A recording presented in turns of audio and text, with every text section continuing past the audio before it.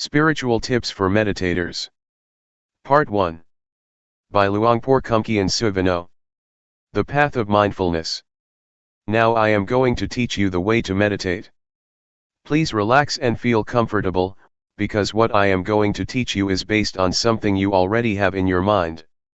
The teaching that I am going to instruct you in is based on something which is real and genuine, the truth.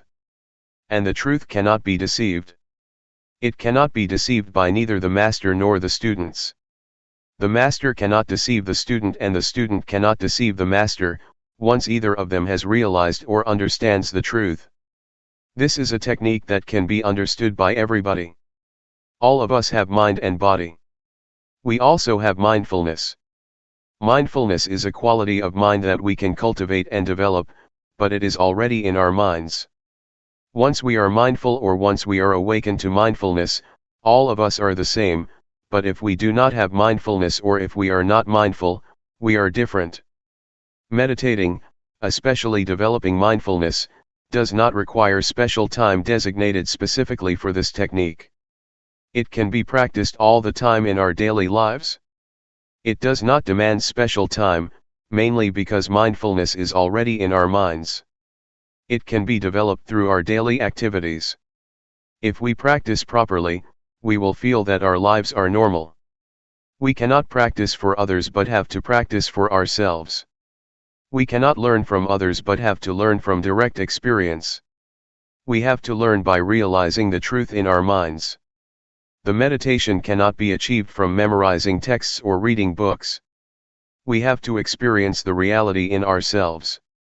For example, when we think, we have to see, observe, and experience the reality of thoughts, how they arise and how they fade away.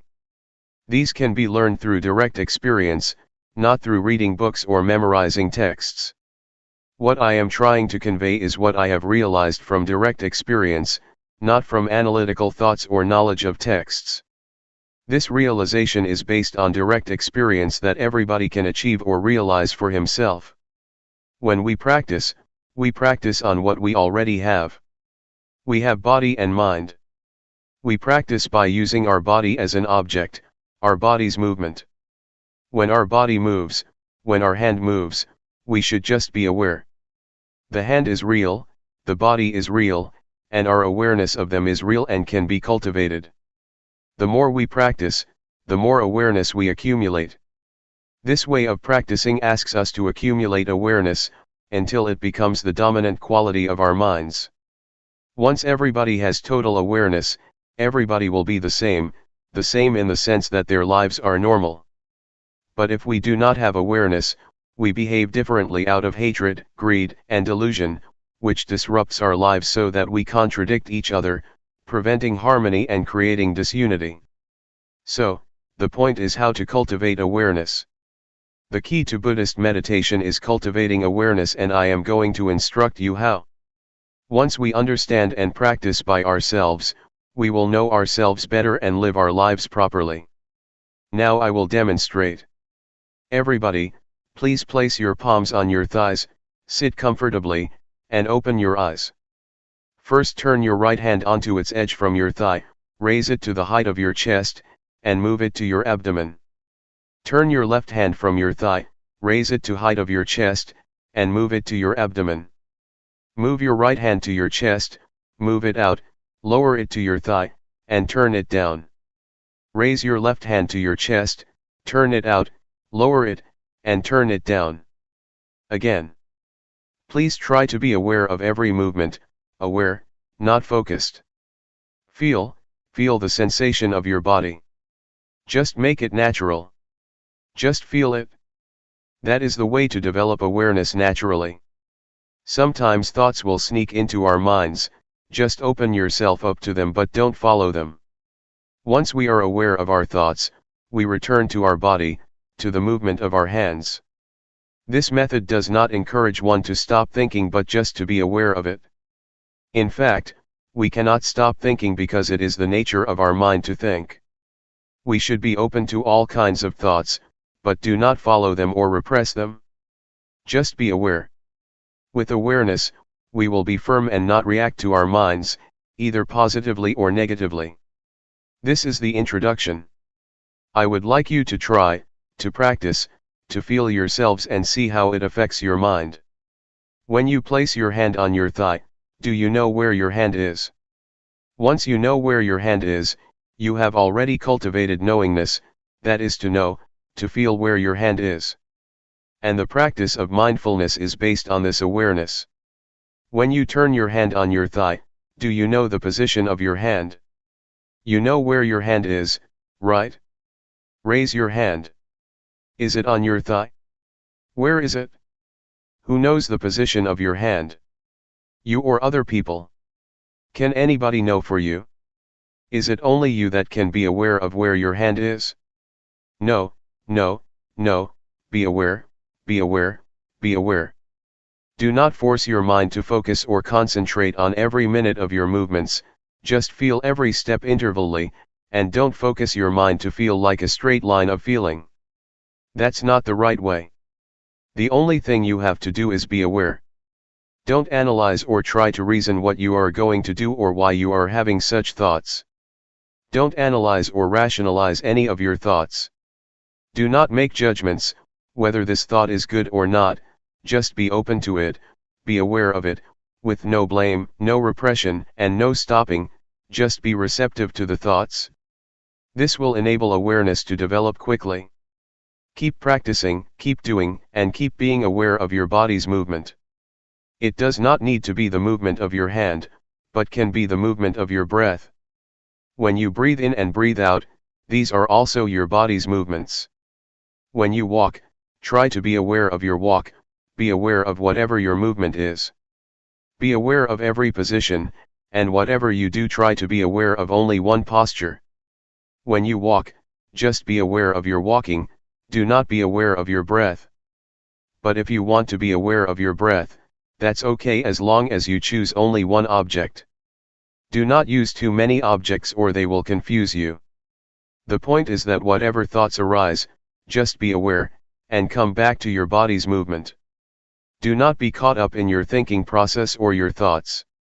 If you feel tired or tense after sitting for a long time, change your posture. While you change your posture, please be mindful, don't change it hastily out of impulse or out of unmindfulness. During your walking meditation, you can either fold your arms across your chest or clasp your hands behind your back.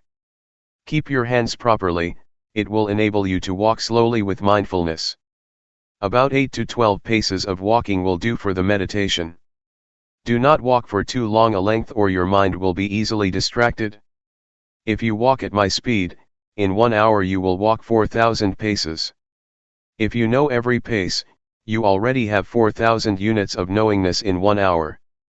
It will accumulate and can change the quality of your mind. Anyway, if you become distracted or you forget and become unmindful, when you walk or move your hands, that's okay. Do not blame yourself or feel unhappy when this happens. Just let it go and start again. When a thought disturbs your mind, let it be. Do not try to repress or suppress it. Just feel open to it. It will fade away automatically. This is the nature of the mind that we can realize through meditation. Now, let's try to experience it ourselves. After practicing for an hour, you may come back and we will have a question and answer session for 30 minutes. How was your practice? When you felt distracted or caught up in your mind, did you see the difference between them? Did you realize when you were caught up in your thoughts? Did you see the difference when you came back to your body's movement, or became aware of the movement of your hands or walking? Once you did that, did you see that the thoughts just ceased or passed away? When you are caught up in your thoughts or overwhelmed by emotions, you may forget to move your hand, or you may move it but have no full awareness of your body. That's okay, but try to return to your hand's movement or to your walk. Once you are aware of your body's movement, you are already a practitioner. A Dhamma practitioner develops awareness, this is the only duty of the practitioner. The same goes for feeling. If you feel tense, physical pain, or tired, do not be overwhelmed by the unpleasant feelings. Just come back to your body's movement or just be aware and see the painful feelings. In other words, don't become lost, caught up in or overwhelmed by these unpleasant feelings, but be aware. Awareness will enable your mind and your life to go ahead without being interrupted by thoughts or feelings or any kind of disturbance. Thoughts will arise, feelings will disturb you, but if you have total awareness, you can go ahead without being stopped or blocked by these hindrances. You will go ahead, go straight ahead. For beginners, just cultivating awareness is enough. Do not try to achieve or gain anything. Do not expect any realization, any insight, or wisdom from the practice. Just awareness is enough for you at the present stage, and it will enable you to go ahead without any problems or difficulties. For the beginners, you may not sit longer if you wish, and the awareness may develop slowly, not smoothly. That's okay. Just try to keep practicing, and this will enable mindfulness or awareness to develop. Do not feel bad when you feel you are caught up in your thoughts, or in pleasant or unpleasant feelings, or you become forgetful of the practice. That's okay. Do not blame yourself. Do not feel depressed. Just come back to the practice, come back to be aware of your body's movement. When you keep practice, you keep accumulating awareness. You will begin to see, to realize, the nature of your mind. You will see that thought are one thing and mindfulness is another. The thoughts or feelings are not you, not yours, not me, nor mine. Previously, you may have thought that the thoughts are your thoughts, but in fact, they are not your thoughts. The thoughts are just there, but they are not yours. And this you can see, because of mindfulness. Mindfulness will separate you from the thought, so you can observe the thought without being identified with it, or take it to be you or yours. In the sutra, the Buddha advises us to contemplate, to be aware of body, feelings, and mind or the thoughts. These three aspects, body, feeling, and thoughts, are already with us, they are not something outside of us. We can use them for our spiritual well-being. In the past, when we wanted to stand up, we stood up instantly out of habit. But if we practice and develop mindfulness, before standing up, we will be aware of the desire to stand up. Thus we will stand up mindfully. We can apply this approach or this attitude to whatever activity we do, and our lives will be on the path to mindfulness. Meditation's priority is to develop awareness first. It is the crucial factor that needs to be developed during the practice. This is important because we are already good at analytical thinking. But we have to practice another quality of the mind, awareness. It will lead us to a realization through direct experience, that cannot be achieved through thoughts or the analytical mind. Any questions? If you want to ask, please ask based upon the experience that you have already had from your practice in the past few hours, do not ask through the analytical mind. Question: the mind that gives rise to thought, the mind that's mindful, and the mind that is aware, are these minds the same? Answer: practically speaking, you can see the three. You can see the scattered thoughts, or you can observe the mind. This can happen when you are aware of your body. When you are aware of your body and a thought arises, your mindfulness will come and watch and be aware of your thoughts. You can see the difference, differentiate between your thoughts and mindfulness or awareness. Without being aware of your body's movement first, it is difficult to see the difference between your thoughts and your mind. Question: when you observe a thought, is the thought in the past? Answer: once you are aware of a random thought, it is in the past, but if you are not aware of it, it is the present. The random or unintentional thought is the kamma, a kind of action, a mental action that can lead to other consequences, either good or bad. If you become aware of it, awareness will halt that mental action, thus getting rid of whatever consequences that might have happened. Question: is this practice of using your body as a meditative object for the training of samadhi? Answer: the awareness can lead to calmness, if you are caught up in or dwell on the calmness that is the samatha, calmness meditation. But if you lift your mind from the calmness and observe the calmness, then it is insight meditation. So it depends on how you deal with calmness. If you dwell in the calmness, It is a calmness meditation. If you observe the calmness, it will lead to insight meditation. Question: is this awareness the same as the Buddha's?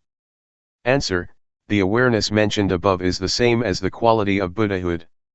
It will lead to total insight. This kind of practice also includes the threefold training: morality, concentration, and wisdom. Question: do you mean that awareness includes threefold training? Answer: the threefold training is not awareness itself, but is based on awareness.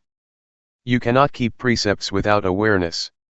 Awareness will enable you to keep the precepts, sila. And awareness will enable you to develop concentration, samadhi, and to gain insight, panya. We need not waste time developing sila, samadhi, panya by different ways, but go directly to develop awareness, then sila, samadhi, panya will take place. According to the Buddhist canon, the Buddha said, self-awareness is the origin of wisdom, the parent, the source of righteousness. But unknowingness or unawareness is the source or the parent of all evils. Question: nowadays, young children seem to be practicing awareness all the time. Even we, when we are exposed to something new, seem to be more aware. It seems as if we come to this world practicing awareness, then we start thinking, then we have the same thoughts over and over, and that turns off our awareness. Why is this happening? Answer: it is because we have eyes, nose, ears, mouth, and body, the 5 sensual bases, and mind, the 6th base, to understand the world. We use these 6 bases to have contact with the world, and this leads us to a lot of concocted mind. We think a lot because we have a lot of contact with the outside world. That's why our minds become busy and keep thinking all the time. We ignore another quality of the mind, awareness. That's why we have to come back again, because we have ignored it for such a long time. We have occupied ourselves with thinking, because of our contact with the outside world through the 5 sensual bases. Awareness will liberate us from all unpleasant events and unfetter our minds. It will liberate us from all hindrances and fetters. I can assure you that awareness will rescue our lives. Regardless of nationality or race, we can be united. Regardless of our differences, we have one thing in common: awareness. Awareness is in every person. So, I would like to encourage you to develop awareness, so that we will go beyond nationality and race. After the practice, do you feel that you can get in touch with awareness, the awareness in your mind? It is an quality inherent in you, that leads you to get in touch with it. Question: it's very hard to slow my mind down.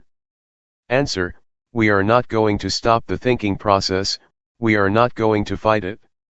If you fight it, you are going to be tired, because it is very difficult. Just to be aware of it, just observe it, and it will pass away on its own. Do not try to get rid of it. If you try to get rid of it, you will feel exhausted. Sometimes, you may find your mind was more scattered during the practice than during your normal daily life. The more you practice, the more your mind is scattered. Sometimes this happens to practitioners, but that's normal. Just be aware of it and ignore it, and try to be aware of your body's movement. The more you keep coming back, the more awareness will accumulate. Just keep coming back. Do not try to fight your thoughts. June 1, 1997. Cultivating awareness. The Buddha said that there are 5 hindrances to meditation. The first is drowsiness, the second is agitation or restlessness, the third is doubt, the fourth is sensual desire, and the last is ill will, hatred, or irritation. Doubt means that one feels uncertain, whether the practice is right or wrong, so he just stays on the edge, and cannot commit himself to any kind of practice. You may encounter any of the 5 hindrances. That's alright, it's even beneficial. Try to observe the hindrance rather than following it, or being overwhelmed by it. To observe is to keep your mind from identifying with these 5 hindrances. For example, when you feel sleepy, instead of lying down and following the drowsiness, Just try to observe it and the awareness will lift your mind from being drowsy, thus you can learn how to interact with restlessness, or with agitation. They are not bad. They can teach. Yet, there are people who, with total awareness in their minds, can go straight through their practice without being caught up in, or dwelling on the 5 hindrances. Awareness not only helps us overcome the 5 hindrances, but will also lead us beyond delusion to insight, or wisdom. When one is unmindful, unaware, or becomes caught up in one's thoughts, one cannot see things clearly and is overwhelmed by delusion. Yet once one becomes aware or free from the 5 hindrances, one can go further to experience insight. Because one accumulates awareness all the time, and awareness enables one to see things as they are, not distorted by bias or scattered thoughts, so that one can achieve insight.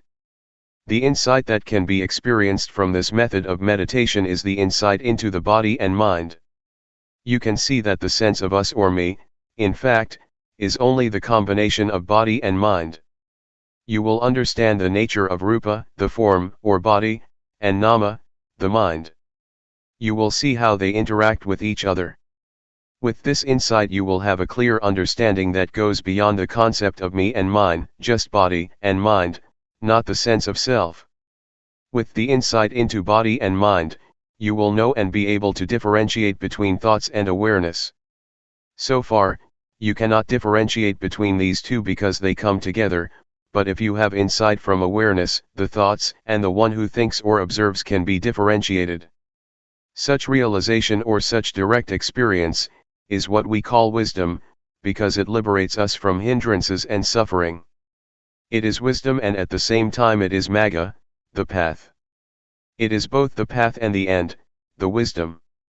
If you practice properly, you will see that at the beginning it is mindfulness, in the middle it is mindfulness, and at the end it is also mindfulness. It is both means and end, path, and wisdom. What I just said is quite ahead of you. It is a state that you may not have experienced yet, but I wanted to inform you of what you are going to realize, if you practice properly and continuously. Please try to concern yourselves with what you are practicing now. Just be aware, and once you keep practicing, results will come on their own without any attempt on your part. Therefore, put your effort into the practice. Awareness from this practice will get rid of delusion. The more you are aware, the less you are unaware. Unawareness is identical to delusion or ignorance. If you accumulate awareness through this method, it will form a solid base for keeping moral precepts, for concentration, and for wisdom. You will live your life morally once you have full awareness. At the same time, you will also have calmness or concentration, once you are fully aware of what you are doing. Meanwhile, insight can take place with awareness. Thus, awareness can lead us to the totality of life, the totality of education or training. Awareness or mindfulness enables us to awaken. An enlightened one is one who has total awareness, total mindfulness. Buddha said many times that the Arahant, the enlightened one, is one who has full mindfulness and awareness in every moment of his life. His experience is like traveling in a freeway on which he can move ahead without any obstructions. Mindfulness is like this: you are not caught up in any thoughts, but move straight ahead in your life. You can learn a lot from this practice. You can understand a lot of things in Luangpor Teean's mind. It is as if your life is the texts, your practice is the texts, and you can gain a lot of knowledge from it. Your experience is the source of knowledge that will enrich you. I would like to persuade you to see for yourself. Try to see it, experience it, and it is within your capability to understand it. I would like to encourage you to learn more and more from the practice. This is not some kind of propaganda or an advertisement, but just an encouragement.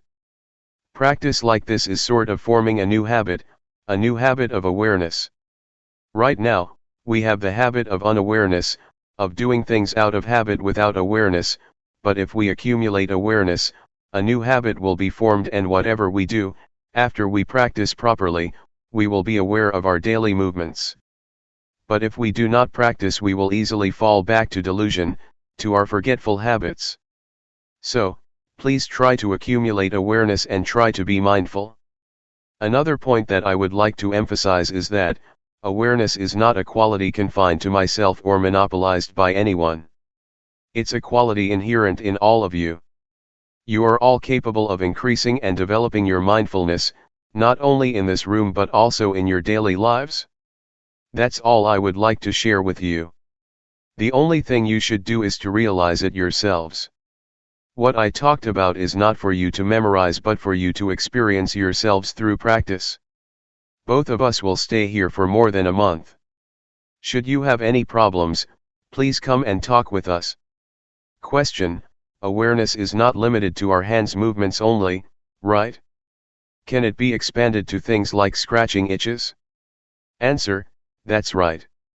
Whatever you do, whether coarse or subtle, breathing or swallowing saliva, or even when you just raise your hand to get something, be mindful. Just be aware of whatever you are doing.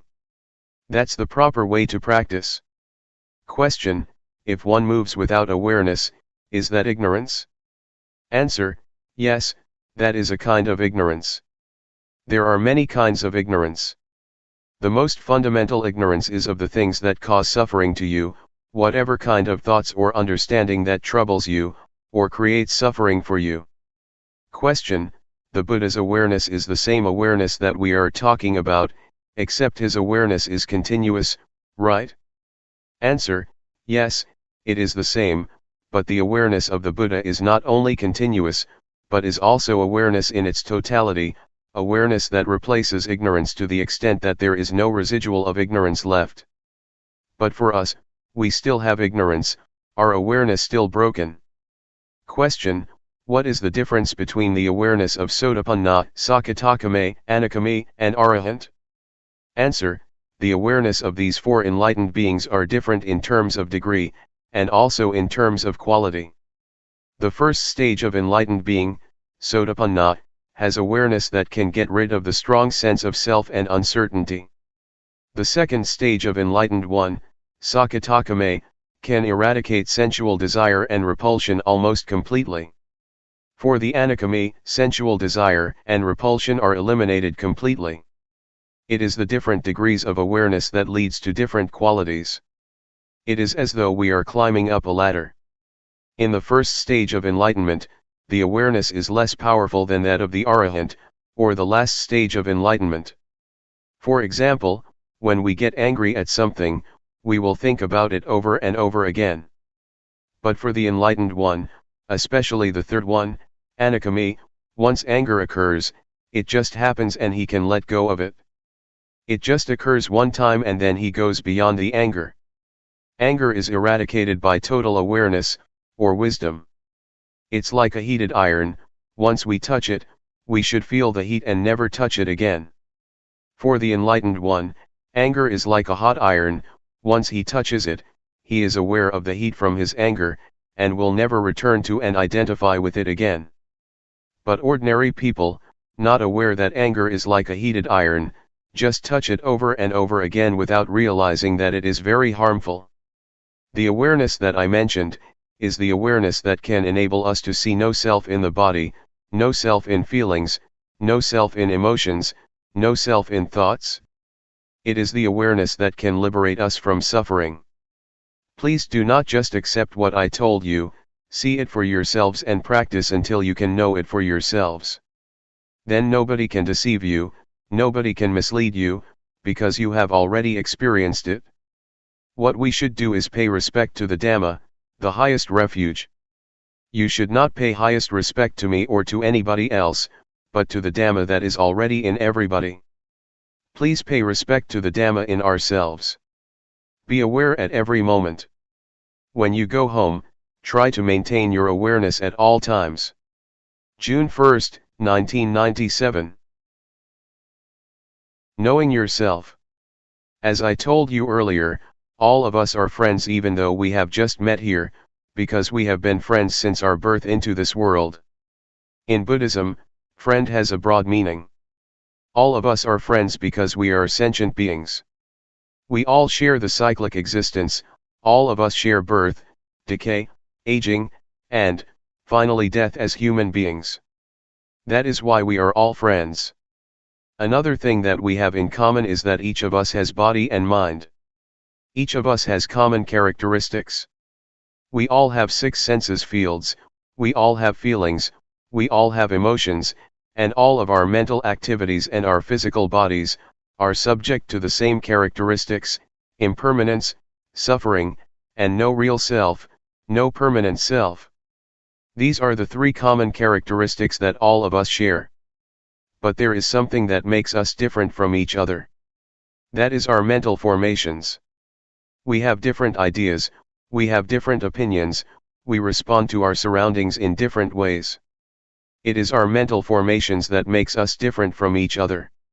However, these mental formations can be transformed, making us one, the same as a person.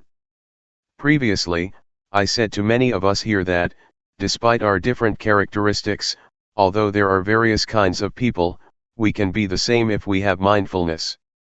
If mindfulness prevails in our lives, we will be the same, but it will be different if unawareness or unmindfulness prevail, because they make us behave differently and perversely. Anyway, I would like everyone here to feel comfortable when you are listening to Dhamma. You should feel comfortable because I am going to speak about what you already have: mindfulness, calmness, clear comprehension, and self-awareness. All of these qualities are already present in your mind. I would like to take this opportunity to share my experience of how to be one with the Dhamma, to apply and integrate Dhamma, or the truth, into our lives. 3 years ago, when I first came here, a Western student asked me, "What brings you here? What do you know? What knowledge do you bring with yourself?" I replied that the only knowledge that I have is knowledge of myself. I just know myself. So, he asked, "What do you mean by knowing yourself?" Instead of giving him the answer, I demonstrated by turning my hand on my thigh and resting it there. Then I asked, "Have you ever been aware of yourself while you rest your hand continuously for 7 days? Have you ever had that experience of knowing yourself, of being aware of yourself for 7 days?" He said, "No, I cannot do that, I do not have such experience." So I persuaded him to try cultivating awareness with the practice of raising the hand, dynamic or sati meditation. Later, he had a glimpse of awareness, of knowing himself. Can you follow me? Am I difficult to understand? After practicing like this for 1 or 2 hours, the Western student came to see me and shook my hand, saying, "Oh, you are the one that I have been longing to find for many years." Knowing yourself is necessary, because if you do not know yourself you will be overcome by grief, selfishness, anxiety, ill will, and irritation. But once you are aware of yourself, you will be free from these sufferings. What we should learn and cultivate is the experience or state of mind that can liberate us from suffering, so that we can live without suffering. This is what I try to learn. I do not know how to make money or how to increase my pride, I do not search for honor or seek admiration. What I try to learn is the way out of suffering. The experience I mentioned is what we call Dhamma, or the truth. It is the truth that frees us from pain or affliction. It is the Dhamma that leads us to enlightenment, to be totally awakened. The truth, or Dhamma, is what makes one a Buddha. It is an experience can be shared not only by monks, but by everyone. This insight into nature brings us all into the oneness, to be the same. What I tell you is not speculation, but from experience developed by following the path of the Buddha. It is what the Buddha has already said. It is the outcome of the practice that the Buddha developed, the 4 foundations of mindfulness. That is, to be mindful of body, of feelings, of mental formations, thoughts or emotions, and of all existence in nature. Question: can people who have jobs that require a lot of concentration, such as scientists, maintain awareness while concentrating on what they are doing? Answer: it is possible to have both concentration at work and awareness of what we are doing. In fact, concentration and awareness should go together. You cannot concentrate if you are not aware of your thoughts or of distractions. Once we are mindful, once we are aware of the distractions, we can concentrate because we are able to remove the distractions. Not only does mindfulness help us to concentrate on what we are doing, it also helps us to use our intelligence more effectively. Mindfulness is like the master who tells how to use our intelligence properly. If you do not have mindfulness, or if your mindfulness is very weak, it is not easy to use the intelligence and information that you already have in a beneficial way. Mindfulness is like the software that tells us how to retrieve the information for this purpose. In Thailand, we compare mindfulness to the captain who controls and guides the ship and intelligence to the engine. So the captain controls the engine in the same way that mindfulness controls intelligence, to make the most use of it. So the answer to your question is twofold: mindfulness and awareness are both important. They enable us to concentrate and to use our heads, or our intelligence, properly in a beneficial way. Question: when I have a lot of problems, I seem to lose awareness of my body. Is that okay? Answer: it is normal that at that moment you cannot be aware of your body, but you still have to be aware of the thoughts in your mind. It is okay, because awareness means being aware of both your mind and your body. For those who have to think, it is at that moment that they should be aware of their thoughts, but it is not necessary to be aware of their bodies. Question: when I am reading, I am not aware of anything else. Is that also a form of meditation?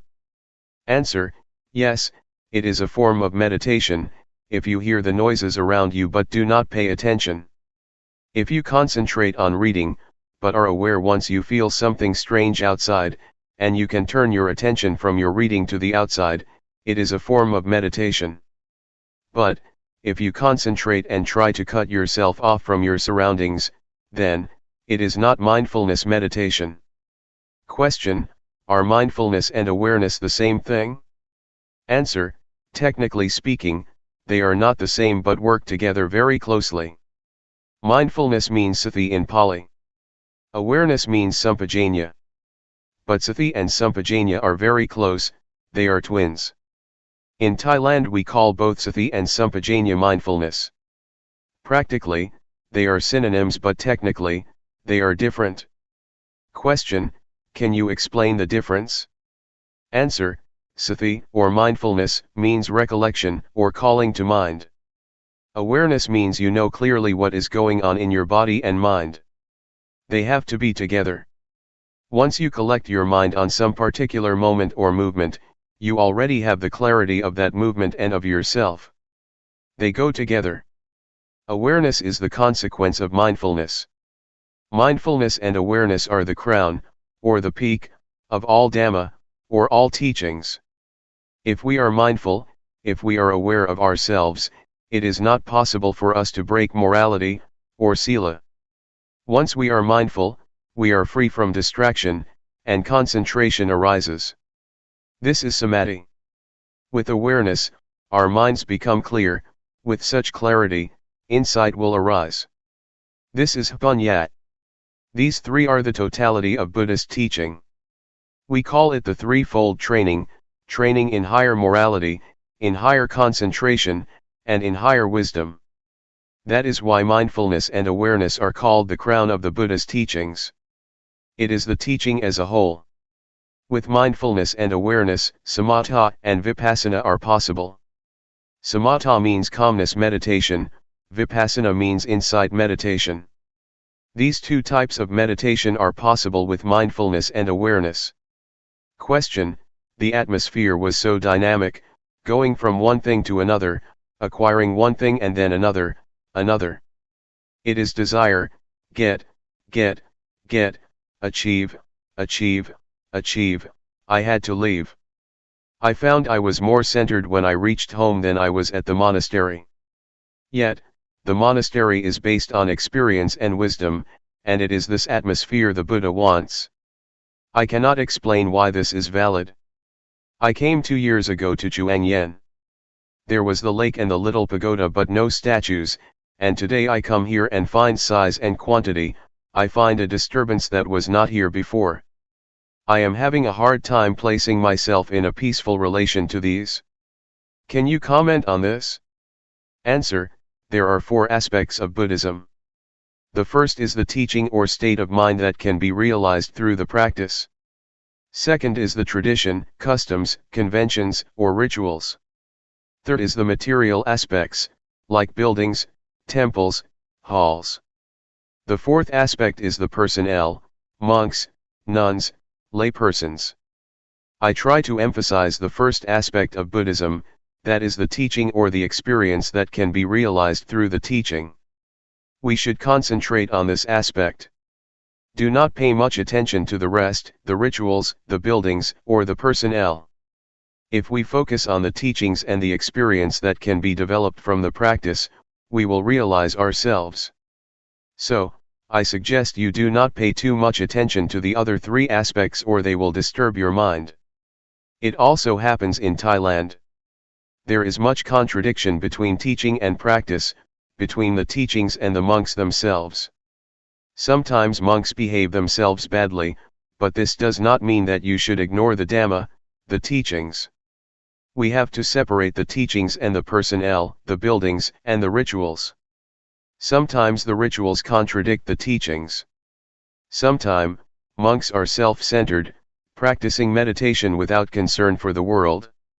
If we engage ourselves in these kinds of arguments, we cannot find peace. So, just keep practicing and try to put the teachings into practice. This does not mean that if one individual practices properly, the rest will follow. No, I only suggest that we start with ourselves. If we expect other people to start, if we expect other people will start without beginning with ourselves, then nothing will happen. Let us start with ourselves and then pay attention to the rest. I would like to share my experiences of when I was a young monk, just a beginner, starting to practice Sati meditation 30 years ago. The other monks, my friends, were not serious about the practice. They preferred chatting all the time, and many monks tried to engage me in their conversation. Many things around me were quite irritating, quite annoying. But I decided that I would not pay attention to my surroundings. I behaved myself properly and paid attention only to myself. If I engaged with my surroundings, with my fellow monks, I would not progress in the practice. So I just tried to concentrate on myself and ignore whatever was happening in the monastery. I started with myself first to make progress. But the most important hindrance is internal disturbances, not external ones. Previously, prior to coming to practice this method of meditation, I had practiced the calmness meditation, using my breath as the object of meditation to bring me calmness, a kind of trance and absorption. But when I started practicing Sati meditation 30 years ago, I doubted this method because it never gave me calmness. I was not sure whether I should pursue this method or not. There was a kind of irritation, annoyance, and uncertainty in my mind, which kept me from practicing Sati meditation earnestly, and this hindrance was more serious than any external annoyances. But once I made up my mind that I would practice Sati meditation without questioning, without reasoning, just experiencing directly with mindfulness, I felt that progress in the meditation had been made.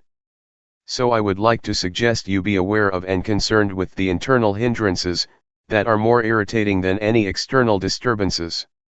To practice meditation, we have to be prepared to face a lot of problems. Before Buddha became enlightened, there were a lot of devils, or maras. Mara is the deity which tries to subvert or undermine enlightenment. The army of Mara tried to disturb Buddha, to persuade him to stop practicing, even threatening the Buddha. A lot of warriors, a lot of maras, came to try to overcome the Buddha. But with the strong determination, with the earnest attempt and strong will of the Buddha, he overcame the army of the Mara. So, I would like to encourage you to be prepared, to be determined to overcome all obstacles that you might face during the practice. Question: you talked about the internal disturbances. Could you tell the nature of them and how to control them? Can we be without any thoughts for a minute or even a second? Thoughts are what cause internal disturbances. How can you control them? Answer: try to be mindful, try to be alert and awake, Don't follow or be carried away by our internal disturbances. For example, if you feel sleepy or drowsy, do not follow the drowsiness or be carried away by drowsiness. Stand up or rinse your face with water or try to be skillful. Create or invent a method that will enable you to be alert and awake. For instance, when you are sleepy, visualize the illumination of the sky, picturing a radiant sky. This will enable you to awake from drowsiness.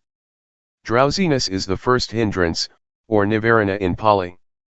Nivarana means hindrances that keep you from progressing in the path of enlightenment. Besides drowsiness, there are also irritation, restlessness, sensual desire, and ill will. These are the 5 hindrances that disturb you, and you should be prepared to deal with them. But first of all, you should realize that you are able to put an end to the hindrances. They will not haunt you permanently. With this hope, you can encourage yourself to not to fall under their control.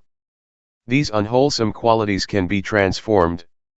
Irritation, drowsiness, restlessness, and annoyance can be transformed by mindfulness. Drowsiness can be transformed into awakening, laziness can be transformed into diligence, irritation can be transformed into peace. It is in our capacity to do that. But if you are skillful and learn how to encounter these unwholesome qualities with mindfulness, you will realize that all of these disturbing qualities can bring us wisdom. They can be our teachers. Drowsiness can teach us to be more intelligent. Irritation can teach us to be wiser. These can be accomplished by cultivating mindfulness. Do you want to try? Tomorrow we will start a 7-day retreat. I will take care of you if you would like to try, and I will not mislead you. I assure you that I will lead you down the right path. Question: why do you call it Sati meditation? It is supposed to be very calm and quiet. Answer: there are 2 kinds of meditation. Calmness meditation is one, but there is another kind of meditation that asks us to pay attention to awareness. What I teach is to encourage one to pay attention to awareness of the body's movements, taking bodily movement as the object of meditation to train one to be mindful. To pay attention or be aware of whatever movement you are making, whether you are standing or walking, pay attention. You are mindful of that present movement, it is the object of meditation. It is called Sati meditation, because it uses the body's movement as the object of meditation. It is called Sati because we do not sit in stillness, but create bodily postures as the object of meditation. Driving can be a form of meditation. Reading is also a form of meditation if you read properly. Sewing is too, as when I try to sew my robe for 9 days. Meditation is to pay attention to one thing with full awareness. Meditation is not necessarily closing your eyes and crossing your legs. Question: you said mental awareness of bodily motions was important. What if you are aware of something around you? Answer: in this practice, we are aware of our body's movement. This is the main posture, the main activity. But we are also ready to be aware of other things, either in our minds or outside in our surroundings.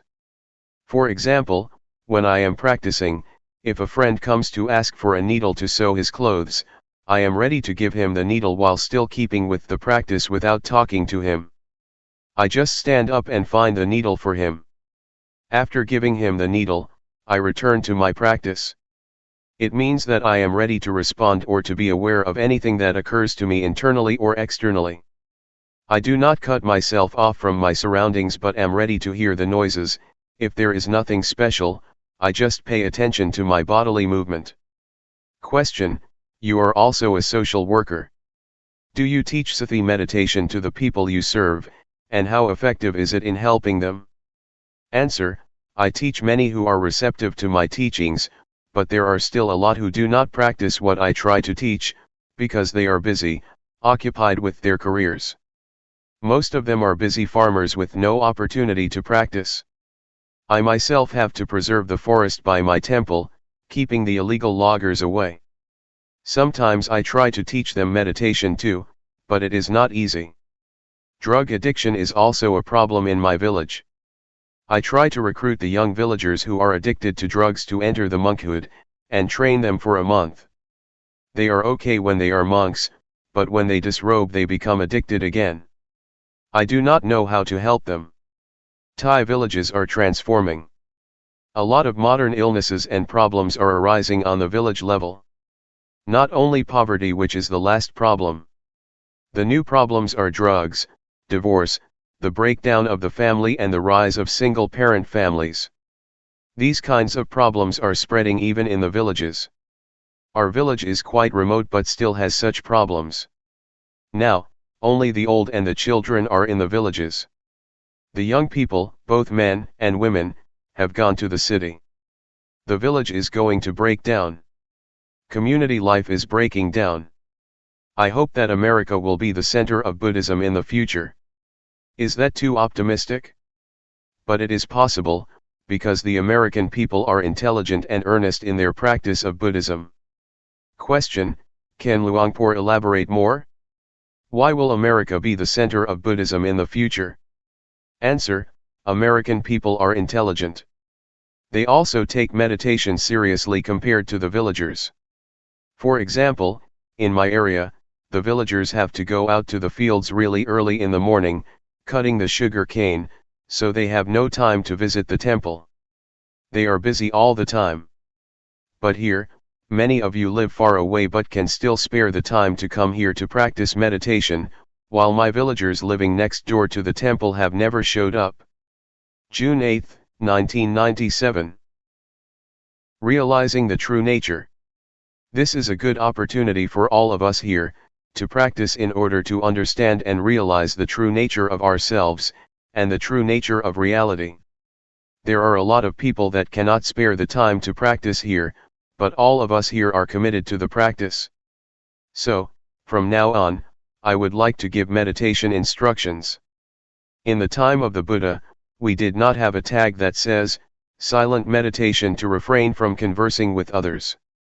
But it is in accordance with the principle that the Buddha established, that it is good for one to not see, hear, or talk while he is practicing meditation.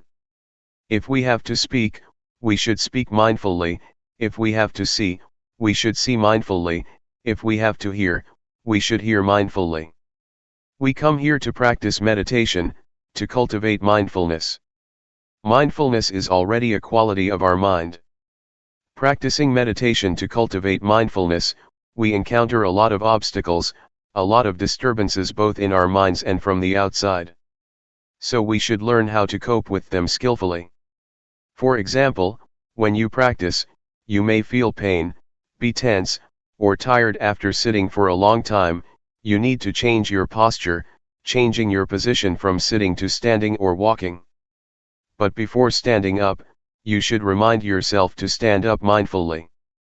Do not stand up out of habit or stand up unconsciously, but do it mindfully, with full awareness. This is the technique that I would like to share with you. Try to allow mindfulness to guide our behavior. When we are tired of walking and would like to sit, we should be aware of the desire to sit. The desire to sit and the awareness of it are different. With awareness, we can see our desire, our need to sit. Once we can see clearly, we are aware of our desire to sit, then we start to sit. This is how we use mindfulness to lead or guide our behavior. Do not be overwhelmed by feelings of pain, tension, or physical strain. Try to resist our habitual tendencies, because our habitual tendencies will lead us to delusion, to forgetfulness, and to ignorance. It is tempting to abandon our practice, so we have to resist, to go against the stream of habit. For example, before the Buddha's enlightenment, he sat near a stream and was determined to practice to the end until he reached enlightenment. Since he was not sure whether he would achieve enlightenment or not, he put a plate on the stream to see whether it could go against the stream or not. If it could go against the stream, that would mean he would achieve enlightenment, and he found that the plate could go against the stream. This is analogous to his determination to resist the habitual tendencies, which led him to enlightenment. So, I would like you to try to follow his path, to always be aware. Be constantly aware of your body's movements. When you raise or move your hand, keep being aware of your body's movement. Do not let yourself stuck on anything else, be it high or low, pleasant or painful. Just be aware of your body's movements. For beginners, I would like to suggest you meditate in two postures, sitting and walking, sitting and moving your hands in a rhythmic pattern. But, if you want to try to meditate with breathing, and you feel that it can develop your mindfulness, that is fine. However, I would like you to practice in only two postures. Try not to use the lying posture because it is not good for mindfulness. Also, in daily life, keep practicing mindfulness when you are changing your posture. For example, when you go to the dining hall or to the toilet, be mindful in every posture, in every movement you make, whether it be in this room or outside. Avoid judging whether this is right or wrong, or keeping asking yourself, am I doing this correctly? Try to avoid the sense of right or wrong. Keep practicing, simply practice. Do not be anxious. Avoid skeptical doubts. Just keep practicing and try to be aware of what you are doing. That is all. It is not too complicated. For beginners, avoid worrying about the method, because it will obstruct your practice. Just go ahead and practice and you will learn from your experiences. Otherwise, you will keep questioning yourselves and halt your practice. If you have questions, feel unsure, or feel doubt about the practice, come to see me. Do not ask other people. Do not worry about right or wrong, do not keep asking yourself whether you are practicing right or wrong. Your direct experience will tell you. The truth will reveal itself. When you practice, you become aware of mind and body. The insight into your mind and body, the insight into the nature of mind and body, will tell you without your asking yourself whether this is right or wrong. Let the direct experience tell you. Question: what is awareness? Answer: awareness is to be aware of the sensations of the body, to be aware of what you are doing at the present moment, whether it be eating, or some particular meditation object that you choose, such as breathing. If you choose breathing as the object of meditation, you become aware of that. That is the awareness that I mentioned. Just be aware of the whole process, not the details. Place your hand on your thigh. Are you aware of it? Right hand up. Are you aware? Just be aware that your hand is on your thigh, that is okay. Then, raise it up and move it to your abdomen. Turn up your left hand. Be aware. Raise it up and move it to your abdomen. Move your right hand to your chest. Turn it out and lower it to your thigh, and turn it down. Raise your left hand to your chest, turn it out, lower it, turn it down. Again. Are you really aware of the movement of your hand? Do you just think that you are aware, or do you really experience the awareness? Now, pay attention to your breathing. Inhale, exhale. Can you feel the sensation at the tip of your nose or at your abdomen? Question: can one observe the tip of his nose and abdomen at the same time? Answer: you have to choose. How is your awareness? It does not matter what object you are going to be aware of. You can move or shake your fingers and use them as the object of your awareness. It is the same awareness. You can apply it to other positions or other postures. Try whatever gives you clear awareness. Sometimes you may feel doubts, and the awareness is not clear after practicing for a length of time. You may need to change your posture, to raise your hand, to touch your body, or to breathe, changing your object of meditation to breathing. Just be aware when you are changing your posture, so you feel the new sensation. But this is only temporary. Afterward, you will resume your main posture, sitting or walking. After repeating it, you may feel drowsy because of the repetition. You become sleepy. You need to change and then resume the main posture. It is a technique to awaken yourself so that you can have clear awareness. Awareness becomes clearer and clearer with your alertness. It is enjoyable if you try to use variations, try to initiate, invent, or apply many things to yourselves to solve your problems. You will enjoy this and be at ease. Easy. My masters sometimes change to the posture of paying respect to be alert, to awaken himself. As for walking meditation, try to either fold your arms across your chest or clasp your hands behind your back, and walk not too slowly and not too quickly, about 8 to 12 steps. Do not gaze too far. Do not lower your head too much.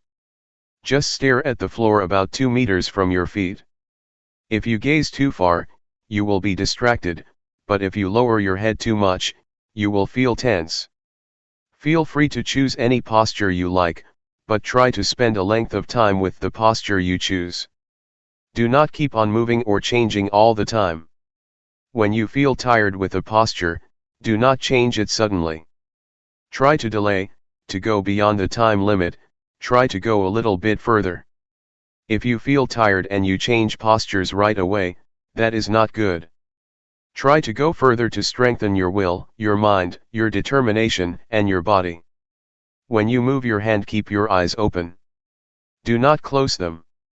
You may feel sleepy if you close your eyes. I do not have a problem when I practice with closed eyes because I do not feel drowsy. The first hindrance is sleepiness or drowsiness, and you may be stuck in the calmness. You will feel attached to the calmness from meditation, and it will give you nothing but calmness, no insight, no clarity of mind. So do not become stuck in the calmness. When you repeat your practice and do not have many distractions, it is easy to be calm and then become attached to it, and then stuck in it. Feel relaxed when you walk or raise your hand. Do not be tense or try to achieve anything, otherwise you will become tense or worried whether the practice is right or wrong. You will be distracted. Just feel relaxed and do it with ease. If you feel relaxed, you can overcome a lot of difficulties. In Thai, there is a saying that says, "Face the tiger with a calm and cool mind." So do not take it seriously, do not try to get it right. It is okay if your mind wanders or is carried away. That is okay. Start again. There was a story of a Zen monk. A woman was pregnant out of wedlock and her parents asked her who the father of the baby was. The lady, since she did not want to disclose the identity of the baby's father, said that a Zen monk in the local temple was the father. So the parents went to the temple and cursed him. The monk just replied, "Is that so?" He never replied more than that. Later, the baby was born. The parents took the baby to him since he had to be responsible for the baby. The monk just said, "Is that so?" He never complained or denied the accusation. He just took care of the child. But later on, the lady felt guilty that she had caused a lot of trouble for the monk, so she confessed to her parents who the real father of the baby was. The parents felt bad that they had treated the monk very badly. So they went to the temple and asked for forgiveness. But the Zen monk just replied, "Is that so?" This is a stable mind. The mind that keeps constant never changes. Whatever situation it is, be it good or bad, the mind is still the same, the behavior is still the same. That is all for tonight. June 8, 1997. The balance of the mind.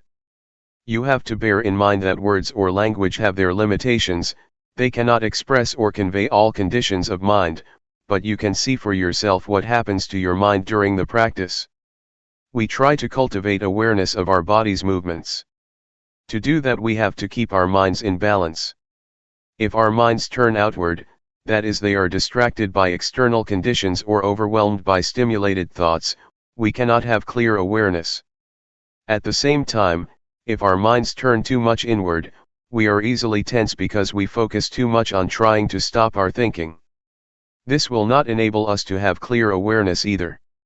Turning too much outward or inward is not good for us, so we should try to keep our minds in balance, neither carried away by thoughts nor trying to stop thinking. When I was a young monk practicing with Luangpor Teean, I practiced in a small cottage with closed windows and closed door. Luangpor Teean came to see me. He stood outside my cottage and asked me from outside, "Can you see me?" I replied, "I cannot see you." "Why?" he asked. "Because I am in the cottage and you are outside," I replied. Luangpor Teean then asked, "How can you see me?" I replied, I have to open the door so that I can see you. So, Luangpor Teean asked me to open the door. When I opened the door, he asked me to stand at the threshold and then asked me, can you see me? I said, yes. So, you can see outside of your cottage? Yes, I replied. He asked, can you see inside your cottage? I said, yes. So, Luangpor Teean emphasized, you should practice like this, that you can see both outside and inside, not to practice with the closed mind that you cannot see anything but inside yourself. This is not a good practice. You should practice with a mind that can see outside and inside. This is what he taught me. Luangpor Teean's instruction will be fruitful if we do not only reflect it, but try to follow or bring it into practice. If we just speculate on he taught, it is useless. We have to bring it into practice and see for ourselves how it works. The point that Luangpor Teean emphasized is to keep our mind in the middle, not too much outward nor too much inward. The only way to do that is to feel, to stay on the basis of awareness. In order to have clear awareness, we have to keep our minds in balance, neither falling into distractions nor forcing our minds to concentrate, or putting much focus on any one point of the body. To be aware is to see, to notice the heat, to notice the cold, to notice pleasure, to notice pain, to be aware when our minds become high, and also to be aware when our minds become low, not to fall or be overwhelmed by each opposite of our mental states. Just let go of high and low, heat and cold, keep your mind unaffected by them. This is the middle way. This is the path that the Buddha described, the middle way.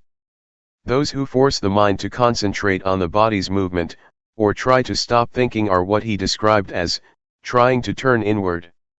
That is, trying to stop thinking, or trying to force the mind to focus on a particular point of the body's movement. It is easy to get physical problems doing that. You may find it difficult to breathe or feel your chest tense. In this situation, it will be more fruitful to turn our minds outward, to our surroundings. For example, for anyone who has such symptoms, or is tense because of an overly inward-oriented mind, I would try to persuade that person to notice his or her surroundings. That is to turn their minds outward so that it will be in balance. In this case, outward orientation or outward attention is useful. It is not bad all the time. It can be useful, if we are to solve the problems of balancing our minds. A few years ago, there was a case in Thailand where a villager, who was very earnest in the practice, took his practice very seriously to the point of where his hands became so stiff, he could not move them. He did not show up for the morning chanting session, which started around 4 o'clock, and I did not see him in the dining hall at breakfast time either. I wanted to see what happened, so I went to see him at his cottage after breakfast, and found him sitting with his hands stuck to his abdomen. Once he saw me, he asked for my help. He said that his hands had been stuck like that since 3 o'clock in the morning, and that it had already been 6 hours since he could not move. He said he asked for help, gave blessings to the sentient beings, but it did not help. I know that his mind was turned too far inward. So, I tried to speak with him to push his mind outward, to involve him in outward conversation. I had a conversation with him in order to let his mind out of that situation. I asked him, "How many children do you have?" He replied, 3. So I asked, "Do you miss your children?" He said, "Yes." "How are you planning to help your children when they grow up?" I asked. He started telling me his plan for helping his children. Unconsciously, his hands fell down, and he did not even realize it, still talking, replying to me.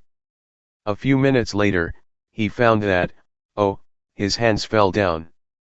It happened because his mind became interested in something outside, his mind became balanced, and the problem of his hands was solved by itself. This is an example of how problems can be solved if we try to keep our minds in balance. So, please take advantage of whatever happens to you, whether it be distraction, tension, or repression. Do not feel it is useless. When you feel distraction, it is useful if you try to learn from it. You can learn a lot from whatever happens to you. So, make the best use of it. Do not feel bad when your mind is carried away by thoughts or feels scattered. It can reflect a lot about yourself and the nature of your mind if you pay attention to it. Take it easy, feel relaxed when you practice.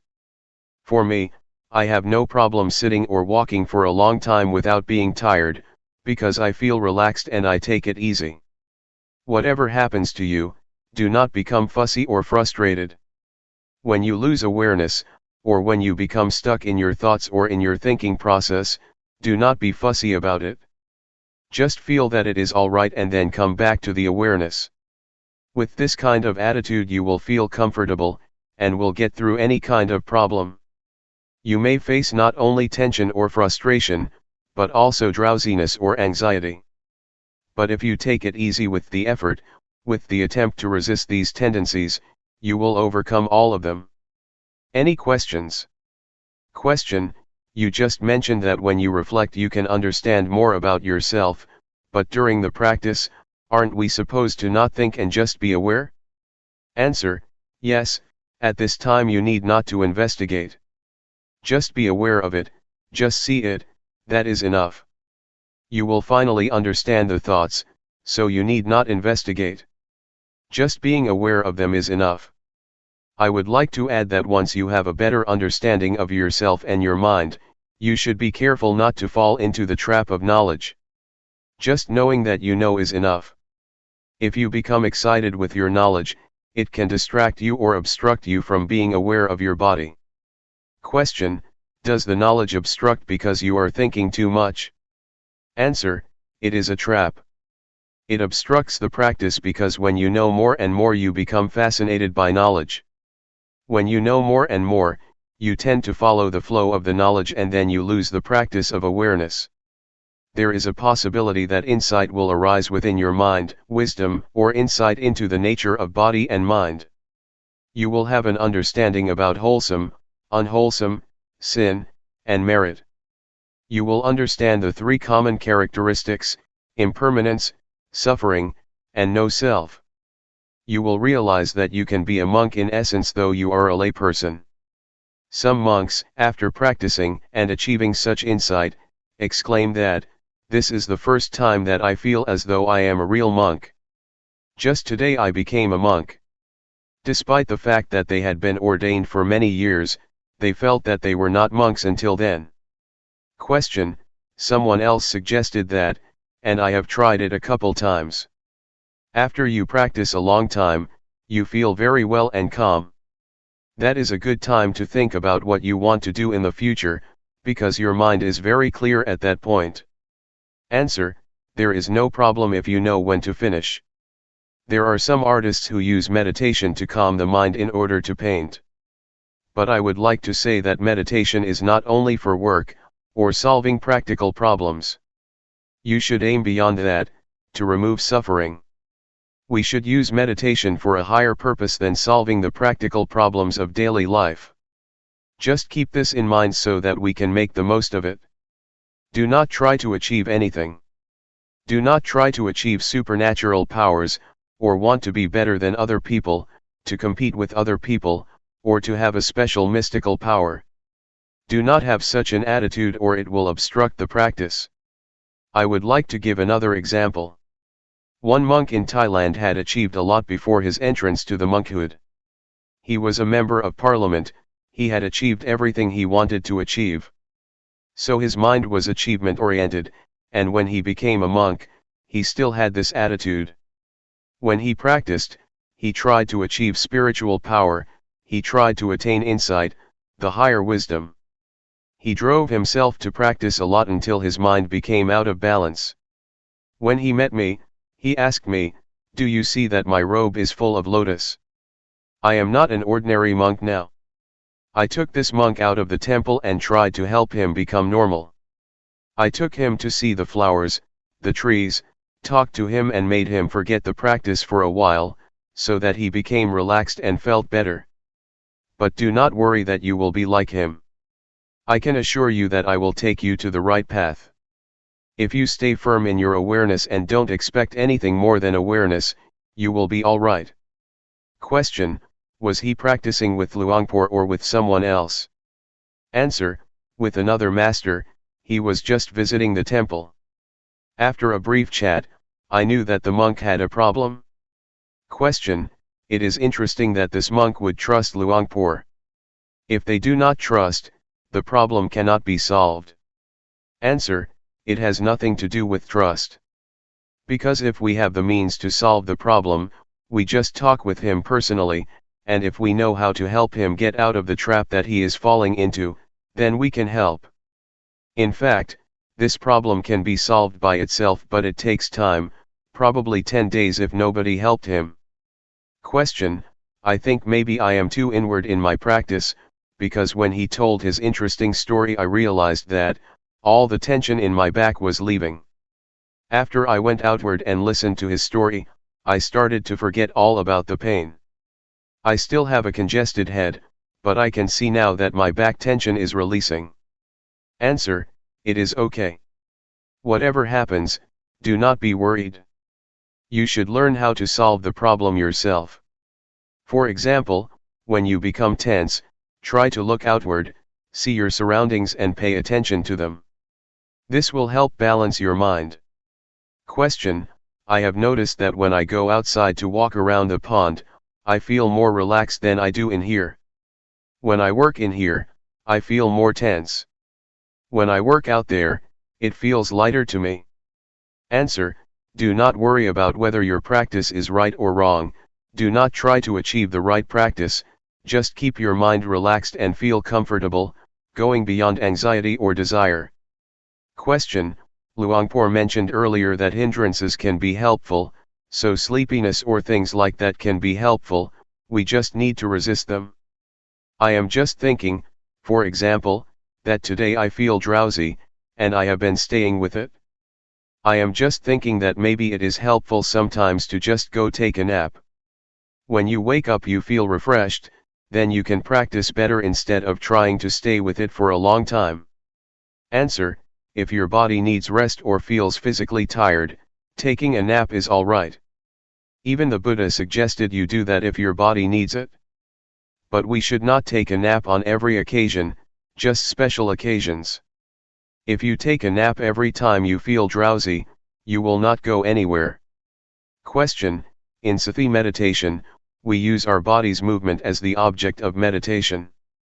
While doing the practice, there are other sensations of the body taking place, such as the stomach growling, legs going numb or coughing, etc.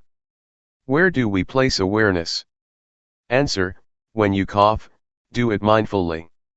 When you feel tense or when you feel tired or have physical pain, sometimes it is not good to resist it. You have to reduce that pain by changing your position from sitting to walking, etc. You have to learn how to reduce this kind of suffering. It also depends on the case. For example, when you feel pain at your neck, you are aware of it, but you should not concentrate on or pay attention to it. You should just continue the awareness of your hands movement. But if you feel tired and your body needs to relax, then you should change postures, or if you have gas in your stomach, the gas should be released mindfully. Question: can you define mindfully, please? Answer: you are aware of it. Mindfulness and awareness are interchangeable. Practically speaking, they are the same, concomitant, twins. So, to be mindful is to be aware of that particular thing.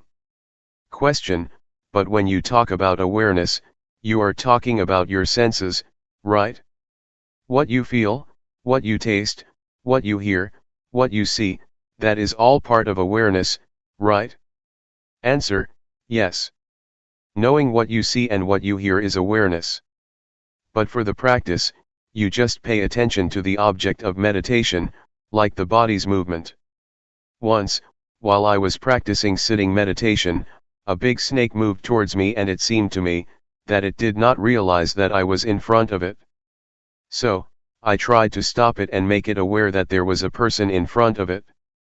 I threw a matchbox in front of it, and it raised its head once it realized that there was something in front of it. Once I knew it was a cobra, I tried to protect myself without fear, without nervousness or anxiety.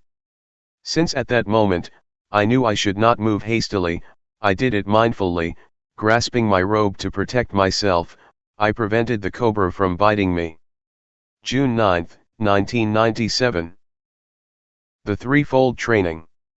We have to study ourselves to gain a better understanding of ourselves, otherwise, we will become the victim of suffering. Suffering will become our master, and control our minds. If we know ourselves, we become our own masters and can live our lives accordingly. Within ourselves, there is both heaven and hell, merit and evil.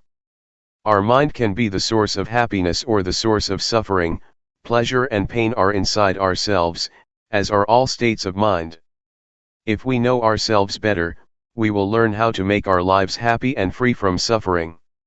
There is no better way to understand ourselves, to work and see ourselves internally, than practicing meditation. But normally people are not much interested in meditation.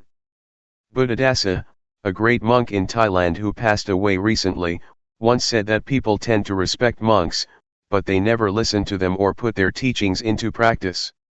Mindfulness meditation is the shortcut to the heart of the nature of our minds and bodies. It will lead us straight to the core of reality, that is the body and mind. There is no way for us to gain a better understanding about mind than mindfulness meditation.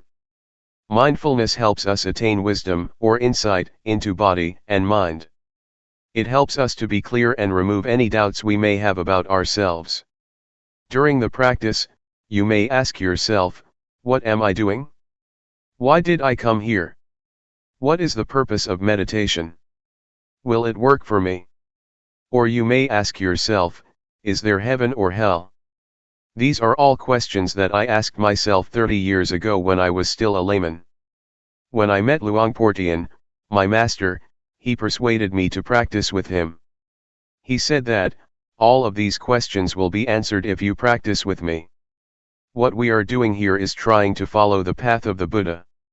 The Buddha once said that all of us are subject to suffering. We have suffering in front of us. It has penetrated into the deepest core of our existence. Suffering dominates our lives, so we should be aware of it and try to find the way out of it. We come here to practice meditation in order to get rid of suffering. This method of practice enables us to see the reality of body and mind, to see how suffering is created. It is created from our attachments to body and mind. We are attached to anger or the many kinds of emotions, despite the fact that there is no real self in those emotions. That state of mind has no substantial reality. But we still cling to it, which leads to suffering. Mindfulness enables us to see clearly that our attachments create suffering and misery. It helps us see the body as it is, a combination of various factors. The fundamental elements that comprise the body are earth, fire, water, and wind. We can see clearly how these four fundamental elements make up the body. We can see clearly that the body is not self. There is no self in the body. It is just the combination of these four fundamental elements. Meditation will also enable us to see the nature and conditions of the body. All questions about the body will be solved and we will not have any questions anymore about it. The same goes for the mind, we will understand the mind with mindfulness.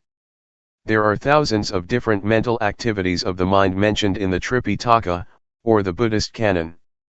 These can be understood by us, if our mindfulness is developed enough. During your practice, a lot of thoughts arise in your mind and you may often be disturbed by them. Once you know yourself clearly, you will see that suffering is caused by your attachment to thoughts and emotions. When we hear a noise, we react to it, we are attached to it, and we make judgments about it. The noise is good, the noise is bad. Whatever we see, whatever we have contact with, we always react to it and make judgments, good or bad, pleasure or displeasure, satisfactory or dissatisfactory. We are not aware that we should not be attached to these objects because they have no self, it is just a thought, not the self, and we should not make it personal. There is no person in that thought, but because of our ignorance, we grasp it and take it to be a person or make it personal by attaching ourselves to it. Mindfulness meditation helps us to see, to go beyond convention. Conventions are not the ultimate reality. They are what we assume them to be. You assume that this is good, that this is bad, I am the monk, you are the layperson, this is Guanyin Bodhisattva, etc. We are attached to convention and this makes us suffer.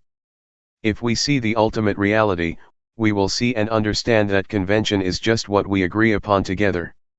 With this insight, with this understanding of conventional reality, suffering has no basis of existence.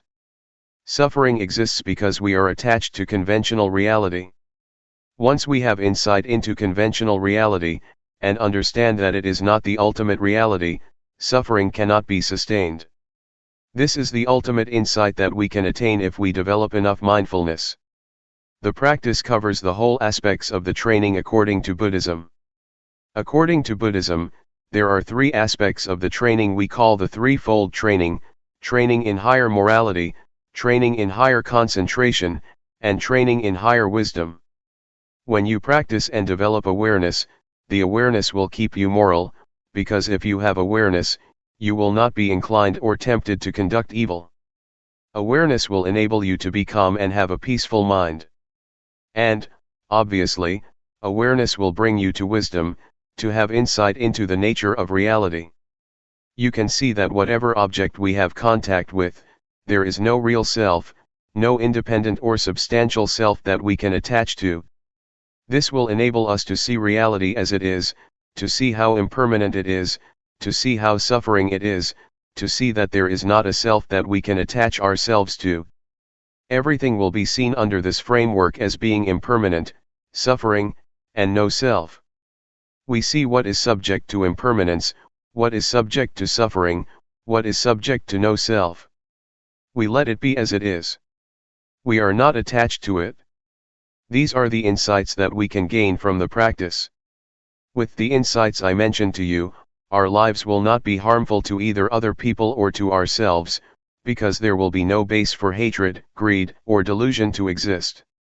We know that there is no permanent self for us to attach to, so we will feel free, we will feel independent because we have nothing to be worried about. I can assure you that this practice is the way to the noble path, to a noble being, to a noble life. It will lead to the truth that can be shared by everybody, realized by everybody. It cannot be deceived or distorted because it is already inherent in all of us. There is a saying in Thailand that morality will bring us happiness, a peaceful life, and enlightenment. The morality that I mentioned can be achieved by being mindful, by cultivating mindfulness, and it can be assured by the practice that I suggest and instruct you in. Anyway, what I teach is from experience. What I say now may repeat what I said before. It may not flow vertically or continuously, but it is the experience that comes from my heart and can be shared by anybody who practices. Enlightenment means there is no self to suffer, the self vanishes, so there is no base for suffering to exist. We do not need to act out of desire for enlightenment. We just practice, simply practice, and realization will come to us naturally because we carry out our actions. We make the cause and the outcome will take place independent of our desire. Enlightenment has to take place because we have created its cause. According to the law of causality, once we do this, that will happen whether you like it or not. So, you just practice. Action is called karma. If you do it this way, it will lead to the result which is independent of our desires. It just happens. Enlightenment that is not experienced by us is just convention, just a concept, even if you call it by other names, no suffering or freedom. Anyway, the point is that we just try to reach the state of no self where there is no suffering. If there is self, suffering can happen. If there is no self, suffering cannot be sustained.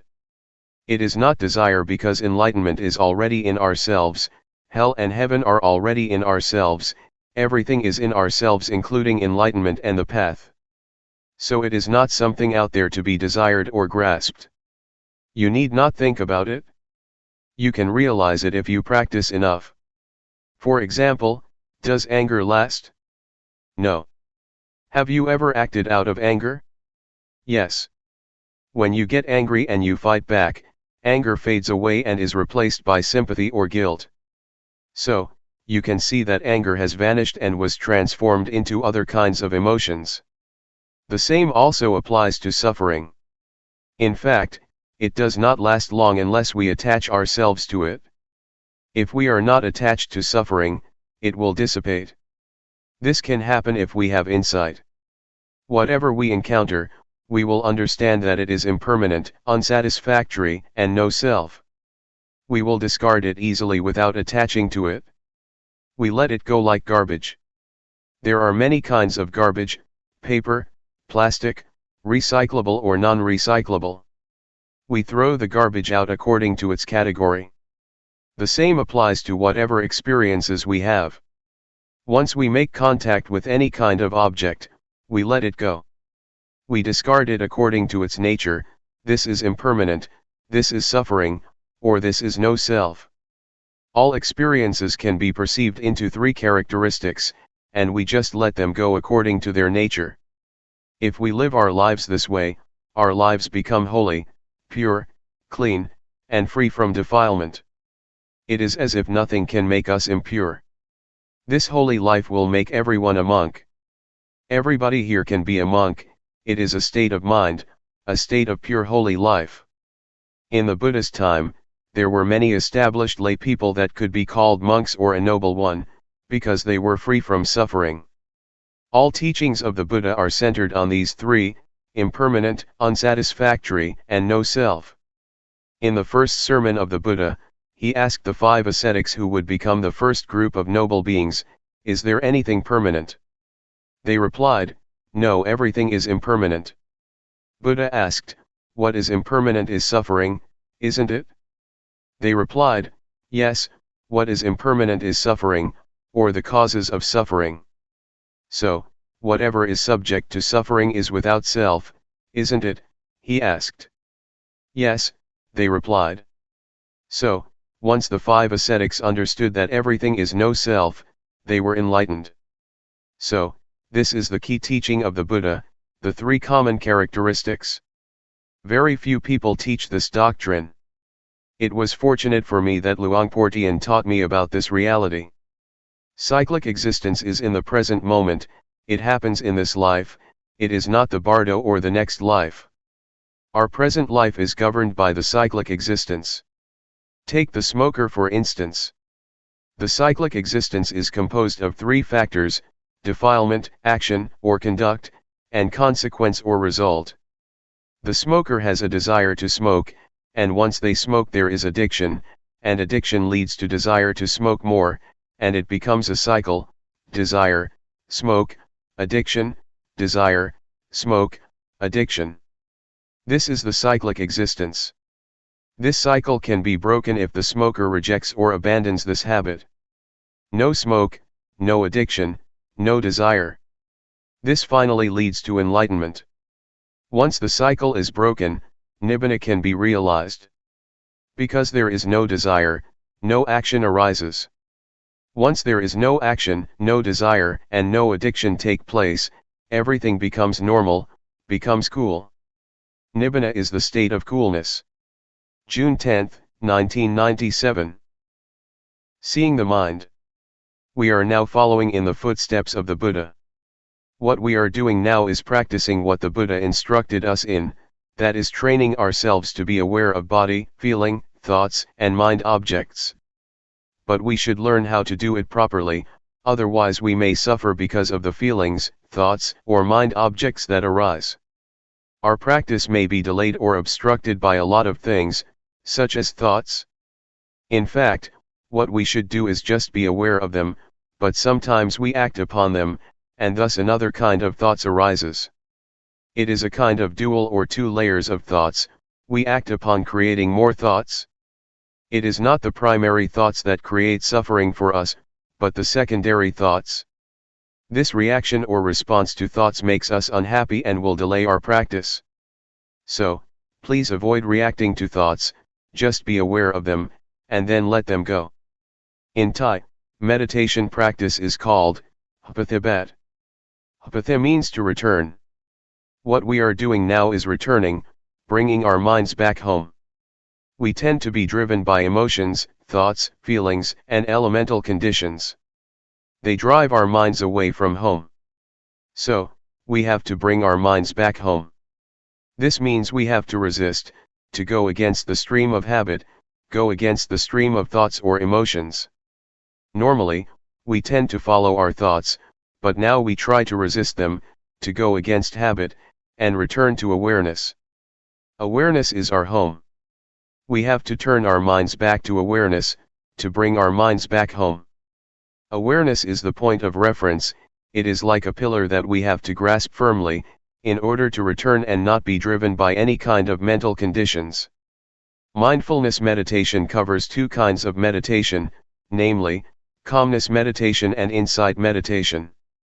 The point is to be aware of the body and to be aware of the mind, to be aware of feelings, thoughts, and mind objects. It does not mean that you have to stop your thoughts, just see them, simply know them. When you think or when thoughts arise, just be aware of them, whenever thoughts arise, just be aware of them, no matter how often they arise. It does not matter if you have a lot of thoughts, but the point is that once one arises you are aware of it. If you have 100 thoughts, you should be aware of all 100 of them. It is not how rarely or how frequently you think, but how often you can be aware. This is what we call self-awareness, to be aware of our own thoughts. This is what Luangpor Teean emphasized.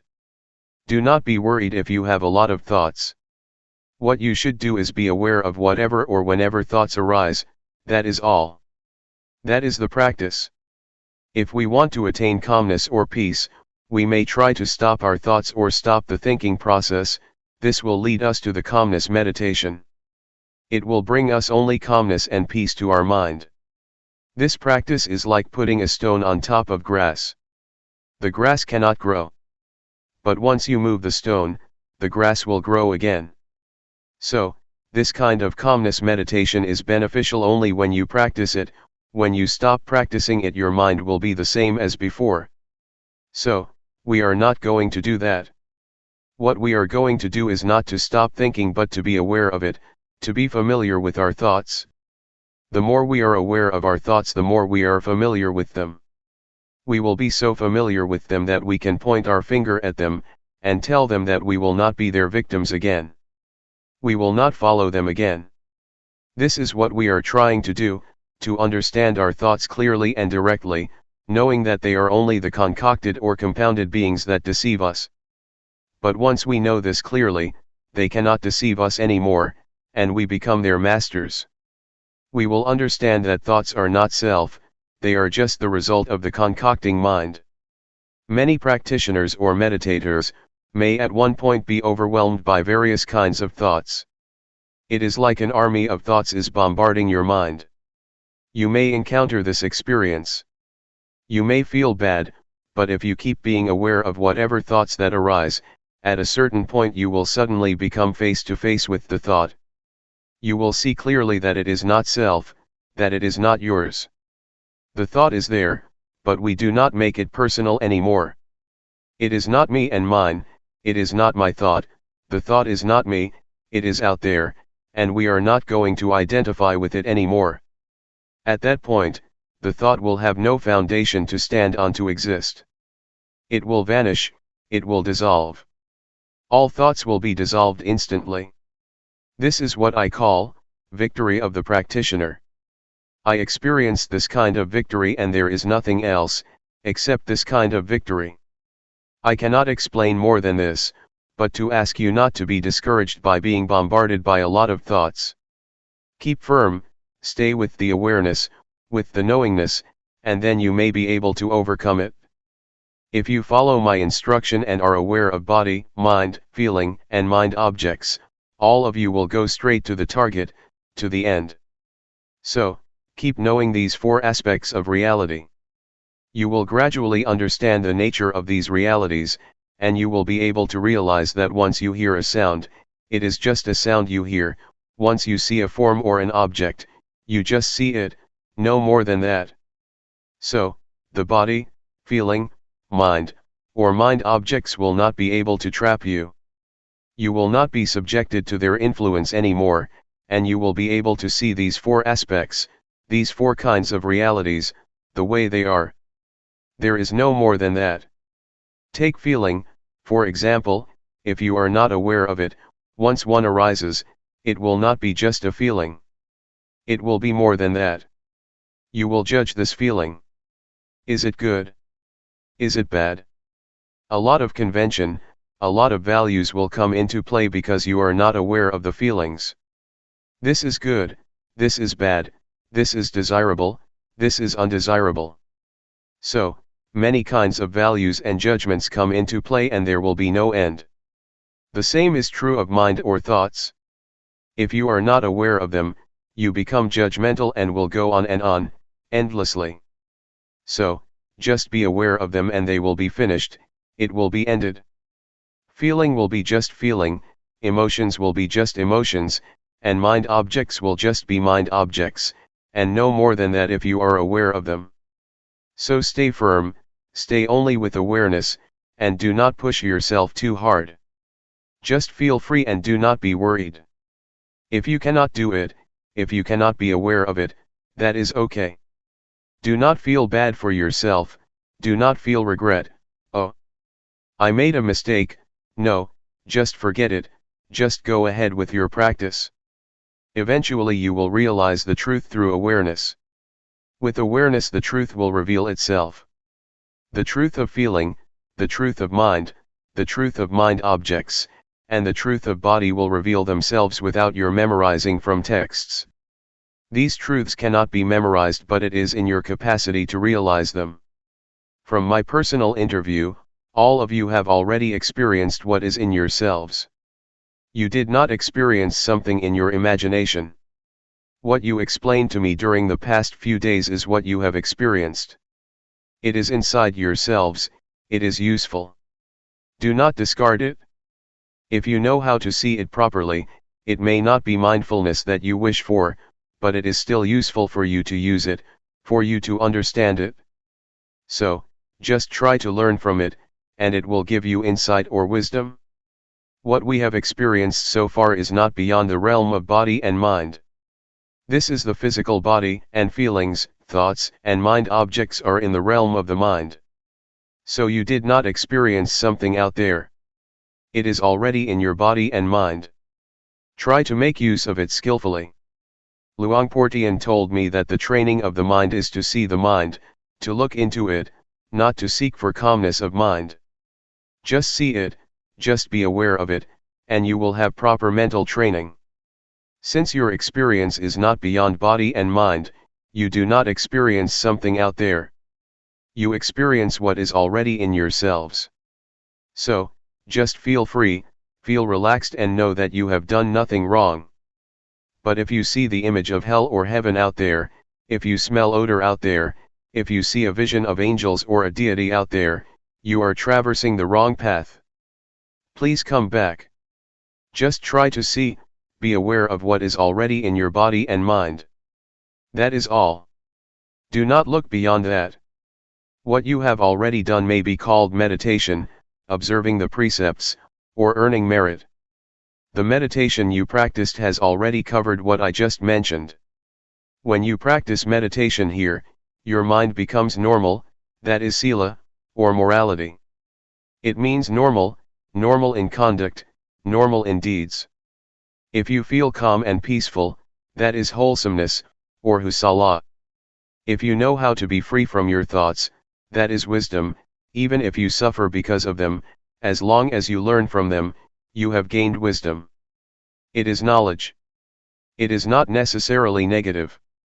When you practice, you do not do anything harmful to yourself nor to anybody, which means you have already kept the precepts, observed morality. So, morality, concentration, wisdom, wholesomeness or merit, have already been developed from your practice. Please learn how to transform undesirable thoughts, and whatever suffering you may experience. Do not let thoughts make you suffer. Try to adjust your mind, Try to change it to be wholesome and happy.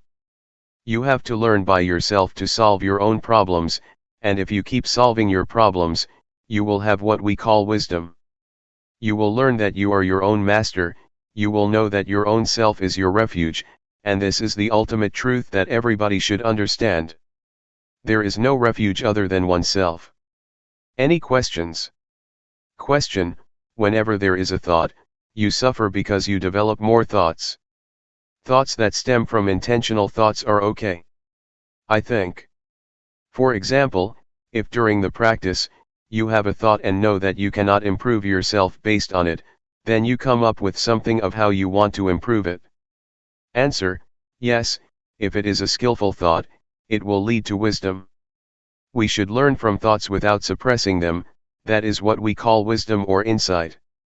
Wisdom can be obtained when body and mind are free of disturbance. Now, we are already here, and our bodies are far away from annoyance or disturbance. If our minds still think about this and that all the time, about sensual pleasure, about sensual happiness, the Buddha compared this situation to a log that is on the shore but is still wet. You cannot make fire with this wood. But if you are here, your body is in a place of solitude, and your mind is also calm and not engaged in sensual pleasure or distraction, you are like wood that has already dried and can be lit. This means that one will be able to be liberated because body and mind go together.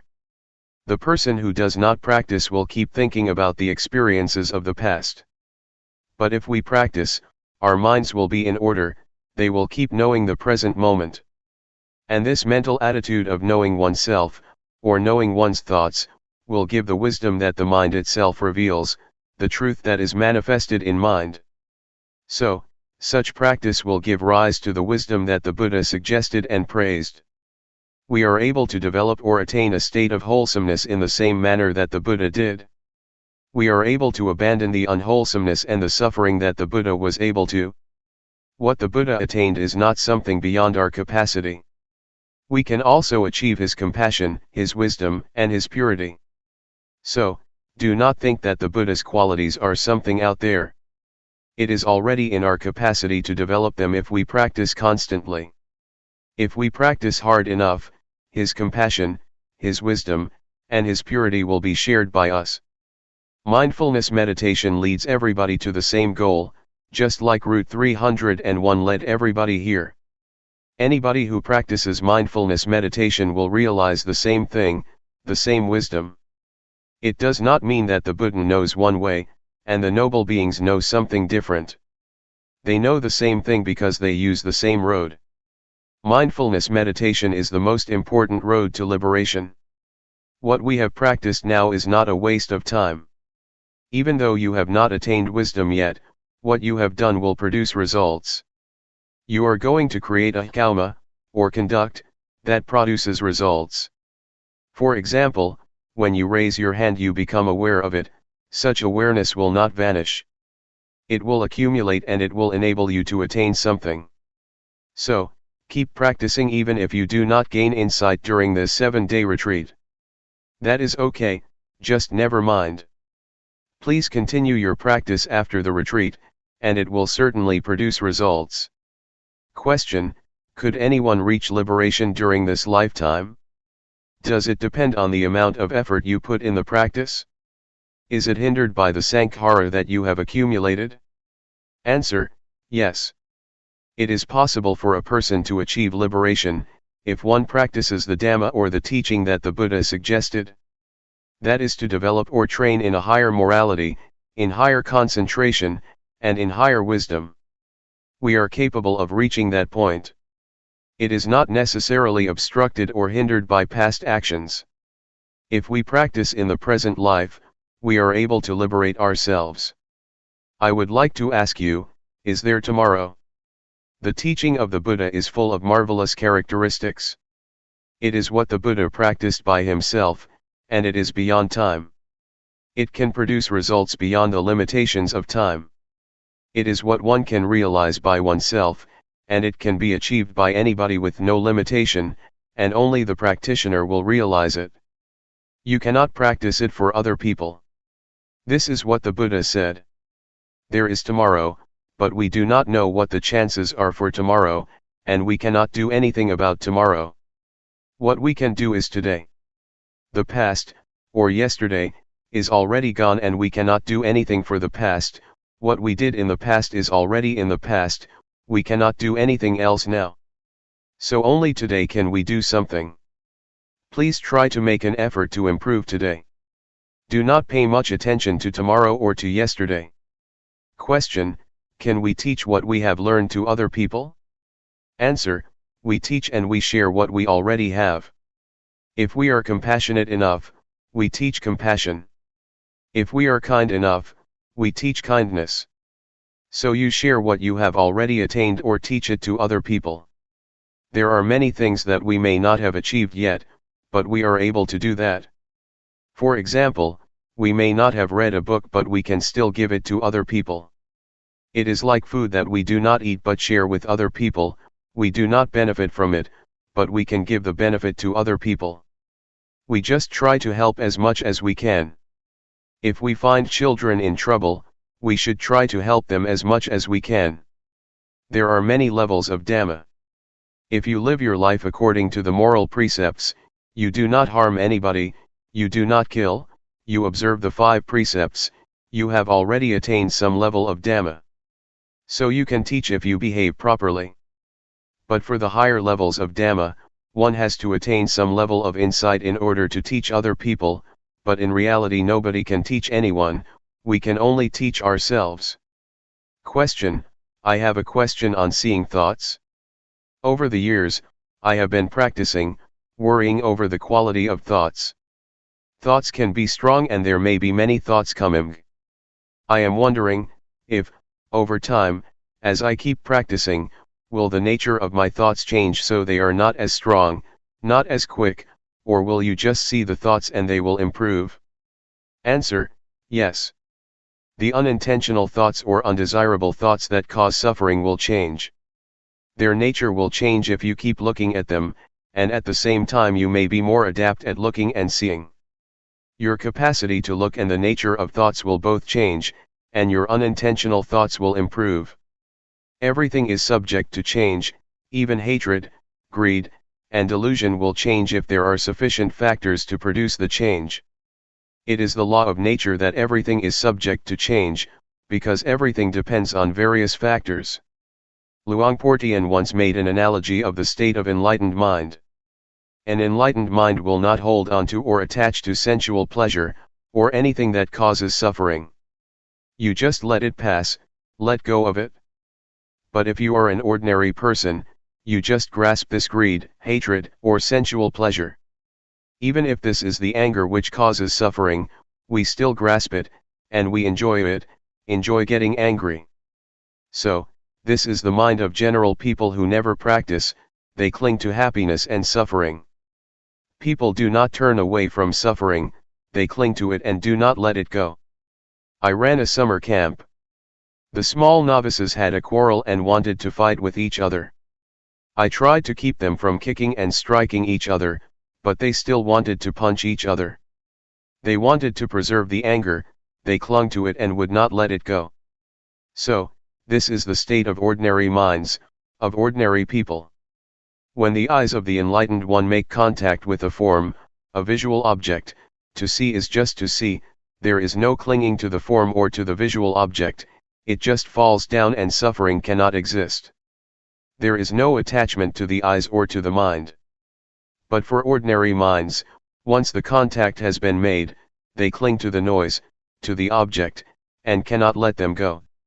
In fact, Luangpor Teean compares it to clay. If you throw it at a wall and it sticks, it is like an ordinary mind, you cannot let it go. You just think about it over and over, and you become happy or suffer. But for the enlightened mind, it is like dried soil, you throw it and it never sticks to the wall but just falls down. You just see it but nothing happens.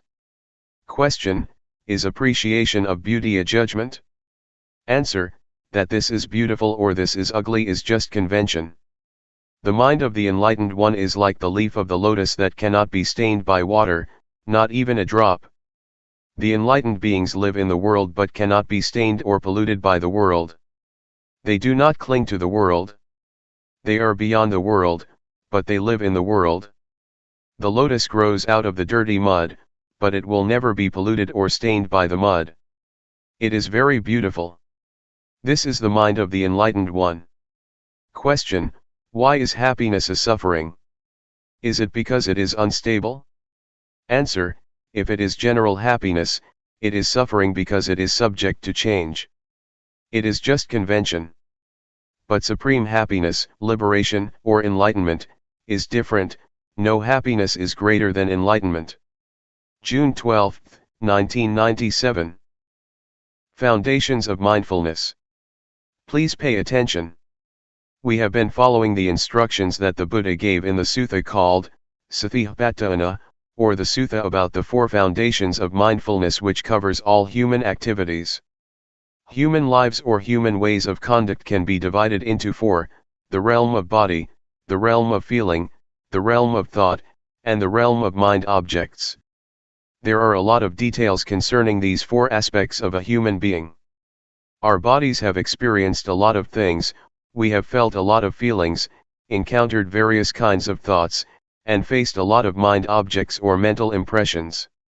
No matter what happens to the body or to the physical form, with mindfulness we can understand the fundamental truth, or the fundamental nature that underlies the activities of the body.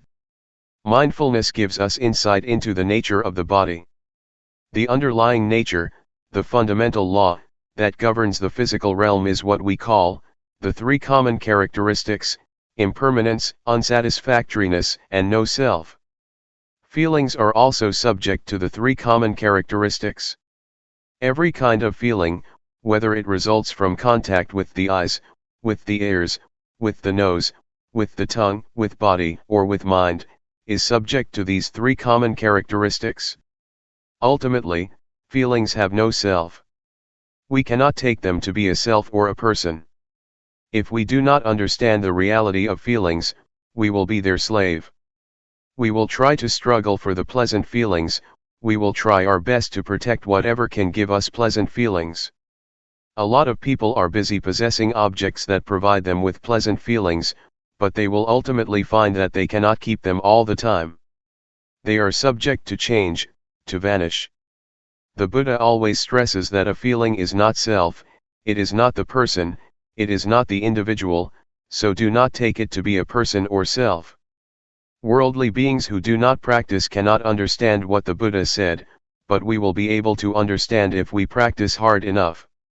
During the past few days we have been here, we may not have attained this insight yet, but it is within our capacity to see, to understand, and to have insight into the nature of feelings. We should understand mind or mental formations too. Thoughts, or mental impressions, are very important because if we are not aware of our thoughts they will give rise to anger, hatred, and delusion. They will give rise to pleasure, pain, sorrow, happiness, and a lot of conventions. Law, rules, regulations, and all sorts of things will come into play and your thoughts will proliferate without end. Thus we should learn to understand the thinking process. Can we see thoughts? Can we know the thoughts that arise in our minds? Do we follow the thoughts or do we just know them, just be aware of them? Do we suffer because of thoughts or do they make us happy? Can we see how thoughts are not self? Are we able to see them as void or empty of self? If we understand and see the thoughts that arise in our minds, thoughts are no big deal. We will become their master. But if we do not know the thoughts in our minds, they will control our lives, they will be our masters. To practice mindfulness meditation, we start by cultivating awareness of our bodies. We start at this point and then we become aware of feelings. Once we are confident enough to be aware of body and feelings, we will then go to the next step of being aware of our thoughts. We cannot jump directly to awareness of our thoughts, because we need to be skillful enough or it will cause us trouble. Our mindfulness should be cultivated and it has to start from an awareness of the body and our feelings. Once our mindfulness is developed enough, we will proceed further to train ourselves to be aware of our minds. We have to know the former step thoroughly first.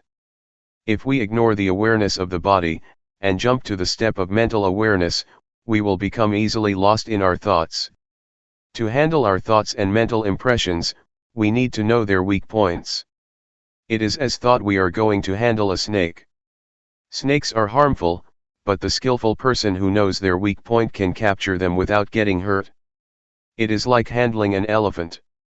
Elephants are very big and strong, much stronger than human beings, but if we know their weak point we can capture and harness them. Whatever strength it has, however powerful it is, it does not matter because we know how to handle it. The same goes for our relationship with our minds and our thoughts. We have to know the weak point of our thoughts, then we will understand and will be able to handle them. We should know what their source is and how they are conditioned. With this knowledge, thoughts will not be harmful anymore. Keep knowing your body and mind. Stay only with the knowing, and do not do other than this. Stay firmly with knowing, and knowingness will bring about a change to your mind.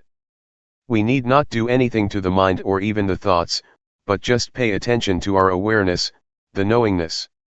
Luangpor Teean compared unintentional thoughts to a rat and mindfulness to a cat. For ordinary people, the rat is very big while mindfulness is very small, the cat is very small. If you want the cat to get rid of the rat, you have to feed the cat properly, so that it will grow bigger and bigger until it can catch the rat. So what is the food for the cat, or mindfulness? We have to feed mindfulness with endurance, with diligence, and with constant effort to cultivate our mindfulness. They will develop our mindfulness, and mindfulness will do its duty on its own, handling, replacing, or removing the thoughts from our minds. We do not need to do anything with the thoughts. Just allow your mindfulness to grow and mindfulness will do its job. So, try to be firm on this principle. Does it sound difficult? Now let's talk about the fourth category, mind objects. There are two kinds of mind objects. One belongs to the realm of wholesomeness, and the other, unwholesomeness. Wholesomeness will enable us to be skillful, to be wise, and to be intelligent. It keeps our minds normal, stable, and unmoved by pleasure or pain. The unwholesomeness mind object, the second kind of mind object, always brings trouble to us. It creates a lot of suffering, and it turns one's mind to hell, to be animal-like, or to be a ghost. So, this is what we should be aware of. If we understand these four aspects of reality, body, feeling, thoughts, and mind objects, we have already covered all aspects of a human being, and our study is completed. So try to be familiar with these four realms of our lives, and learn to cultivate awareness of body and mind, of thought and of mind objects. Once we finish such study, our minds will become the noble life, the life that is harmful neither to ourselves nor to other people. It is called noble. Noble means harmless. Do not become stuck in doubt, in uncertainty. I can assure you that all kinds of sufferings, defilement, and unwholesomeness are born out of our ignorance of the nature of body and mind, and strengthened by it. Once we have attained insight into body, feeling, mind, and mind objects, these four aspects, our lives should be liberated. What I have learned, and have not learned much, I learned about these four aspects of life or reality. And, Luangpor Teean did not teach much, he only taught these. Once I understand these, I no longer need the master. I no longer search for or seek any master. My study has been finished, my search finished, and now I do not need master anymore. Now I have no fear at all. I have confidence in myself because I do not teach for fame, for wealth, for material gain, or for any reward. I just want to help people to understand themselves, and to realize the truth. What I have said are just words, but it is not what I have memorized from any texts. I have not much learning, but what I share with you is from my direct experience, from my own realizations. That is why I am confident speaking and sharing with you. That is all. Please regard all of us as brothers and sisters. The Buddha is the father, Dhamma is the mother, and Sangha is the brothers and sisters. Question: How does one know it is time for him to tackle with thoughts? Answer: you are ready to see the thoughts once you can know a thought, when a thought arises and you are aware of it, and you are not dragged by thoughts. If you are still being dragged by thoughts, leave them behind and just pay attention to body and feeling. It is like learning a language. In the beginning, we have to learn from a teacher, and the teacher has to start from A, B, C, D. A, B, C, D, or the language, is still something out there, but once we internalize it, we become one with the language, and we are skillful enough to use the language. The same is true of the practice. We need to practice until we become confident enough that it becomes our habit. When a thought arises, you are immediately aware of it, and can handle it properly. The more we are confident, the more we are able to handle or to control our minds. Finally, awareness will lead us out of suffering. If we still become lost in our thoughts and are still moved by them, still get happy or suffer because of them, it is not time yet. Anyway, for beginners, the first step of practice is not to keep knowing the thoughts. Please be aware of the body first. Once you are competent enough, it is okay to go ahead to the next step of mental awareness. Question: how do you get rid of drowsiness during the practice? Answer: it is natural to get drowsy. Everybody has to face this problem and overcome it. Otherwise, it will become an obstacle to the progress of meditation. Drowsiness is caused by the laziness of your mind. We should activate it. Try to give our mind a job to do. Pay attention to external things, so that it becomes activated again, or change your posture, or feel the vibration of your body. When I started the practice, I kept a bucket of water near me. When I felt drowsy, I used the water to wake me up. When it didn't work, I just put my head into the bucket to wake myself up. Do not close your eyes.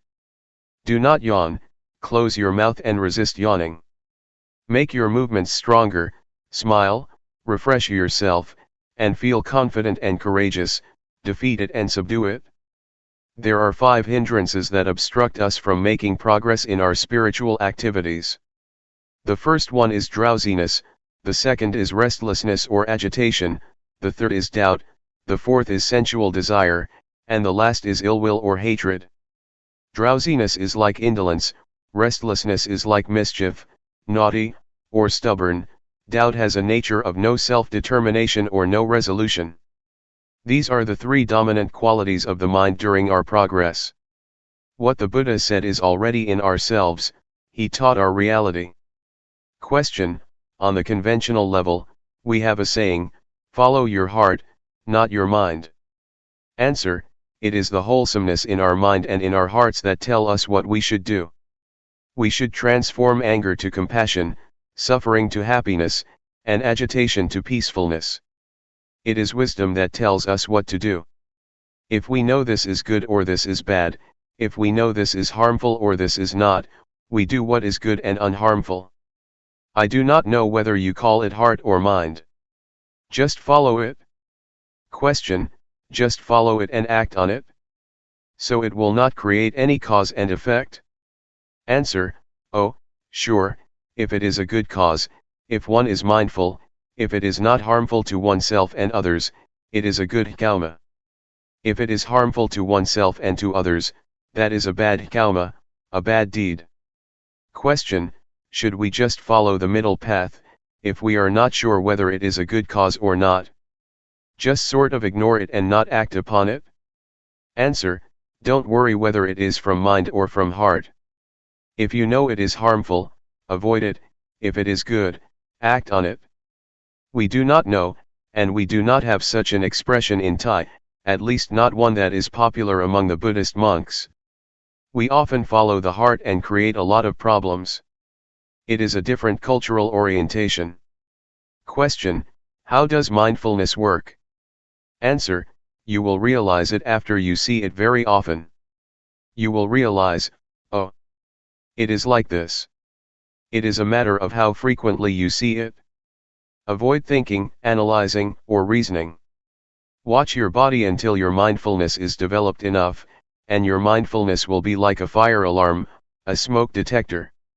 The smoke detector never watches or keeps looking for smoke, but once it detects even a small amount of smoke, the alarm goes off. Mindfulness is like that. You will be aware of even a small portion of thought that arises automatically, without intention. So allow mindfulness to work on its own, do not order it or command it. Mindfulness works like that. Question: can you comment on psychic power, miracle, or New Age? Answer: if it happens and you become attached to it, there is the problem, but if you just see it and let it go, or if you are just aware of it, that is good. But normally people are attached to it. They want something special, but psychic power is not the real miracle. The real miracle, according to the Buddha, is the ability to be aware. When you sit and know that you are sitting, that is the supreme miracle according to the Buddha. Psychic power is the result of concentration, not awareness. If you have strong concentration, then your mind becomes powerful.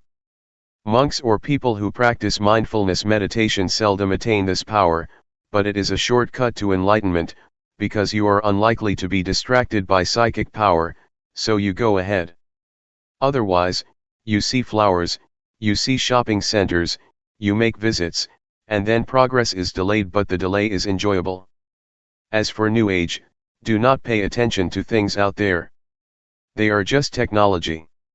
If you enjoy technology, such as computers, it may seem like progress to you and you may enjoy spending whole day with the computer. You are better in terms of power over technology, but you are not any wiser than other people. Technomania, the same mentality for those who are interested in psychic power in Buddhism, leads to suffering.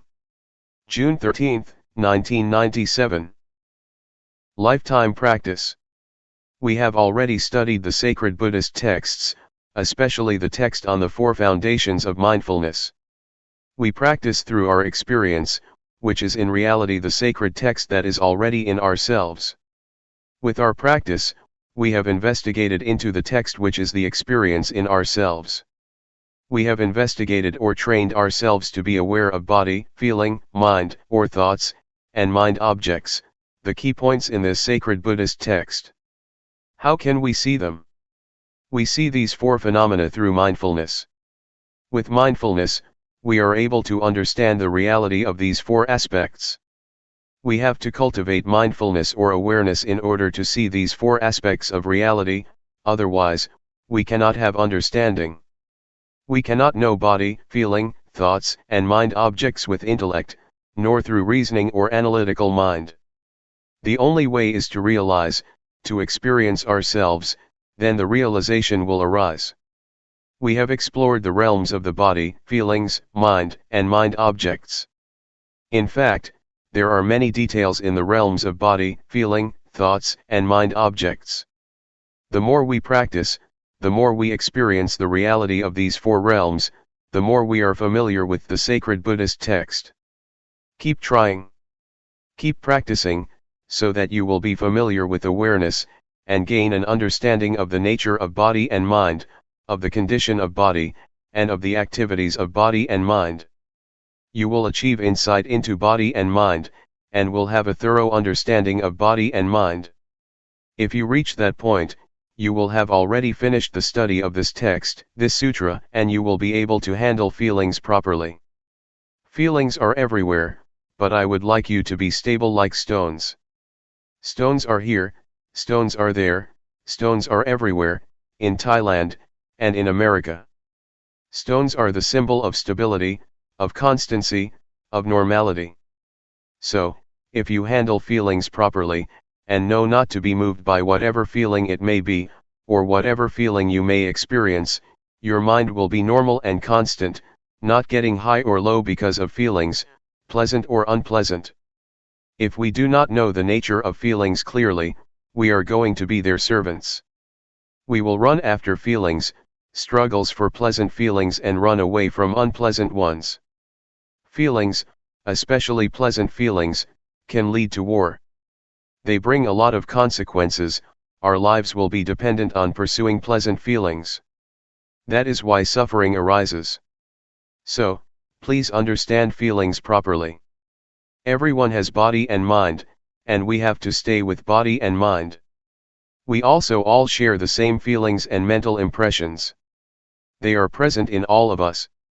If we understand body, mind, feelings, mental impressions, and mind objects, we will understand each other, we will realize that everybody is one, the same.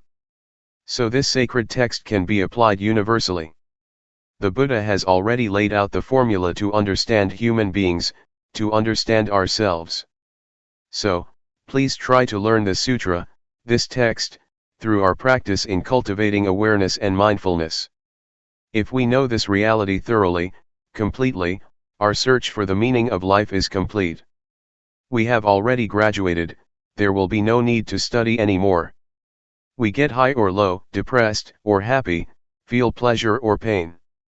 We are up and down because of feelings or emotions, because we take them to be substantial, to be a person.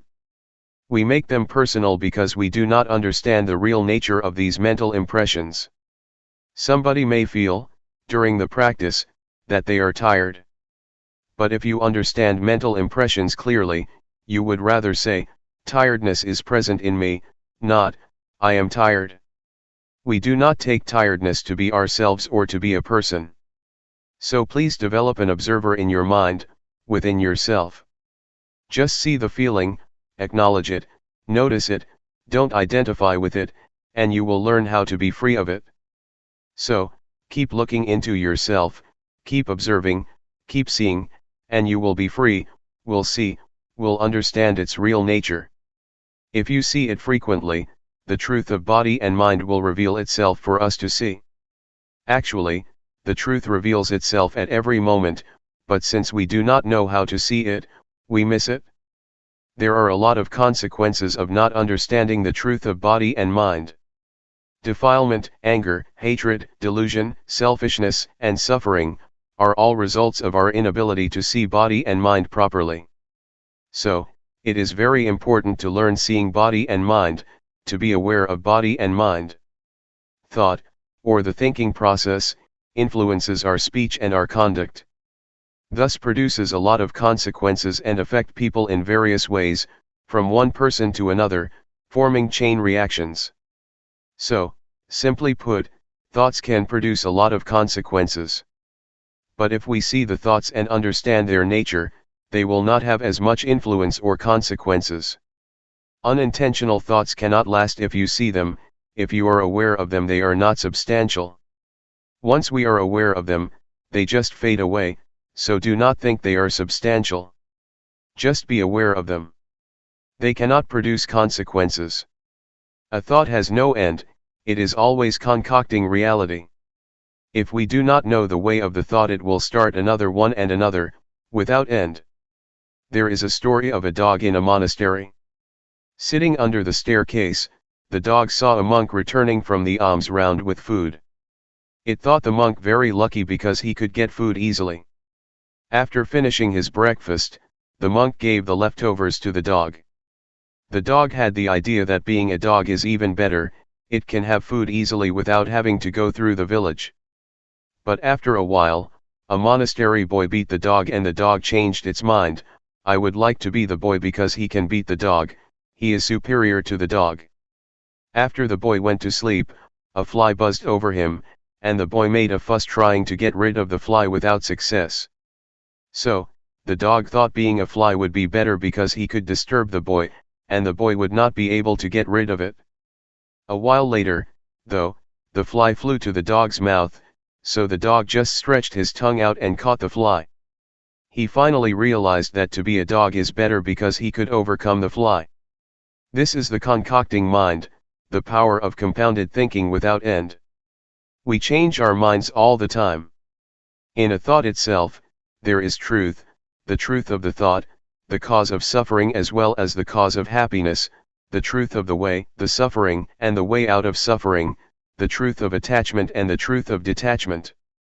Thought is not a self, it is subject to condition. You have to understand that thoughts are created by conditional factors. They cannot exist alone. So we have to understand the conditions that produce the thoughts. All kinds of truths about suffering and the cessation of suffering can be learned, can be known within the truth itself. Truth is not a self. It is a condition. You have to understand. The Buddha said to Sariputta, that things and existence are produced by causes. They are governed by the law of causality. If you want to extinguish this, you have to get rid of that, because that is the cause of this. This is the law of causality, the law of dependent origination. So, if thoughts are subject to this law, they have causes and sources. If we want to get rid of an undesirable thought, we need not suppress it or eliminate it, but we should trace it back to where it came from, and then deal with it. Buddha achieved victory because he knew how to deal with the cause of suffering. So, to understand the underlying cause of thoughts, we need to develop awareness. Our awareness should be totally developed, full awareness. The way that the Buddha mentioned in many sermons, including the first sermon, was formalized and laid out in the text of the Four Foundations of Mindfulness. The way that he mentioned is important. If you follow that way, you will learn how to realize the truth properly. The nature of all existence is subject to impermanence, unsatisfactoriness, and no self. If you do not understand this, you will get high in pleasant feelings, and get low in unpleasant feelings. Life cannot always be pleasant, you will sometimes suffer. Our minds are moved up and down. But if we know all objects, all feelings, and do not take them to be substantial, do not identify ourselves with them, they can neither harm us nor disturb our minds. This is what I would like to stress. The retreat is not over as long as we have breath or are alive. We need to practice as long as body and mind exist with us. As long as we still have feelings and emotions, we need to continue our practice. To give you an idea that we are not alone, anything happens to us, noise, voice, people, sight and sound, taste and smell, from surroundings, have involved our lives. We have to learn to deal with all sorts of things properly, so that we will not suffer. June 14, 1997. Buddhist meditation in a nutshell. I would like to talk about the problems of meditation. They are problems that we all share: drowsiness, pain, tiredness, and exhaustion. These problems are quite normal for the practitioner. We have all experienced the same kind of problems. The only duty we have is to be mindful in every moment and in every situation. Whether you are drowsy, tired, or feel pain, try to be mindful in that situation, meaning you are not disturbed by these problems. Do not regard them as obstacles, but take them as experiences that enrich your practice. Because skillful practitioners have to learn how to deal with various kinds of experiences. Do not try to find answers in the intellect or in your brain, or try to investigate into the thoughts, or make reasons for what you have experienced. Just feel. Just stay aware. The practice of awareness will bring you insight or wisdom. It is the wisdom that is not the result of intellect or rationalization, but of repeated practice. This kind of wisdom enables you to understand the nature of reality. And the practitioner who concentrates on this kind of practice, will obtain wisdom in return. This is what we call wisdom resulting from practice, not from intellect or from memorization. There are 4 kinds of objects that you should be aware of. The first is the body. The second is the feeling or sensation: coldness, heat, happiness, suffering. These are all in the realm of sensation.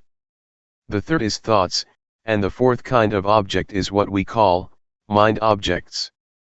Mind objects mean the states of the mind or mental qualities.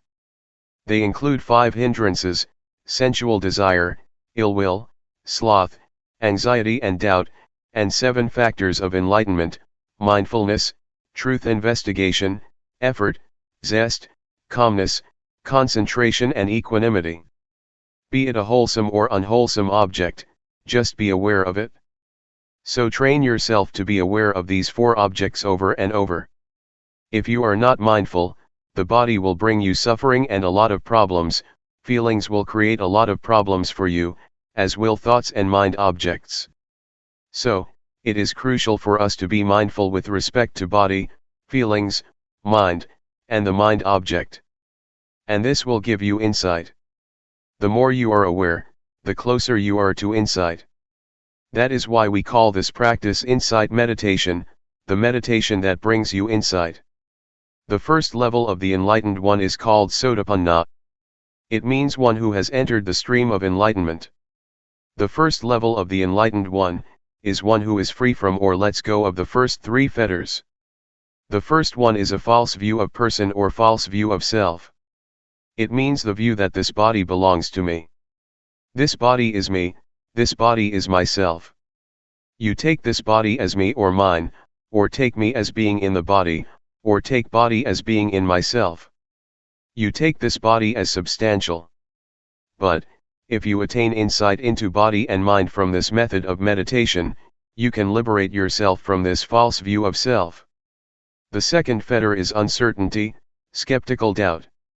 Once you have realized the true nature of body and mind, you achieve insight or wisdom, and you have no doubts about the practice or about the proper way of meditating. The third fetter is attachment to form, to rituals, to legalities, or to the rules.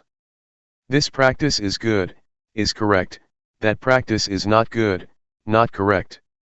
This rule is okay, that rule is not okay. This etiquette is good, that etiquette is bad. These are what we call attachment to the rules and rituals. If we see the true nature of all things clearly and achieve insight of the true nature of all things, we will be able to go beyond this concept of right or wrong. The objective of insight meditation is not to gain psychic power of telepathy, to penetrate anyone's mind, to fly in the air, or to go underground. Those are not the objects of meditation. The objective of Buddhist meditation is to have total awareness of body, of feelings, of mind, and of mind objects. Such awareness will give rise to insight. The first step of insight is the insight into body and mind. With this insight you know without doubt what body is, what mind is, what the nature of body is, what the nature of mind is, what the disease of body is, what the disease of mind is, what causes suffering to the body, what causes suffering to the mind. This is the insight into body and mind. And once you achieve this insight, your practice will go on to the next step of the practice, learning to be aware of thoughts. In the beginning, as I suggested a few days ago, you should just be aware of your body. Do not mind your thoughts. Just leave whatever thoughts arise behind. But once you get insight into body and mind, you have to practice the second stage of being aware of your thoughts. Yet, to be aware of your thoughts does not mean that you have to investigate them. Just see them, register them, and then turn your attention to the practice of body movement. Do not bargain or negotiate with your thoughts, not try to find the motive or reason behind them, do not ask yourself why you have such thoughts, why your thoughts are unwholesome. Not at all. Just be aware of them and come back to the practice. From this second step of practice, another kind of insight will take place. With this insight, you can go straight. The truth will reveal itself and you will see things clearly without using analytical thinking. You just see it and understand it. So, it is as if you go straight without interruption. Once you achieve a certain kind of insight, you will be able to look back and see what you have already passed. I would compare it with my walk here from the pond. I just go straight from the pond to this hall, and when I turn back I can clearly see everything that I have passed. This is the state of the mind that gets you insight. Is it difficult to understand? This practice which develops mindfulness, is the practice that includes all kinds of training. In Buddhism we have three kinds of training, we call it threefold training, training in higher morality, training in higher concentration, training in higher wisdom. With this practice you will go through the threefold training because with mindfulness you observe morality, mindfulness also gives rise to concentration, and later wisdom arises from the practice.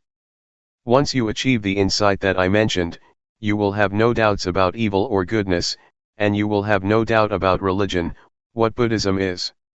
You will have no doubts because it is clear to you, and there is no need to ask yourself what you have achieved. It is as if you take breakfast or lunch. Once you are full, you know you are full. You do not need more food. It is a realization nobody needs to confirm for you. You can confirm it for yourself.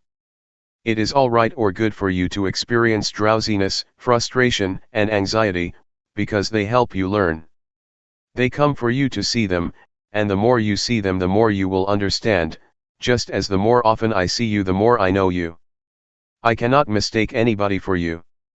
Once these mental qualities appear to you, do not be lost in them. Try to see them, do not identify with them, but see them, observe them. And the more you see them, the less likely they are to disturb you. They will gradually fade away. July 8, 1997. Insight Meditation. It's time to give a talk to complement your practice.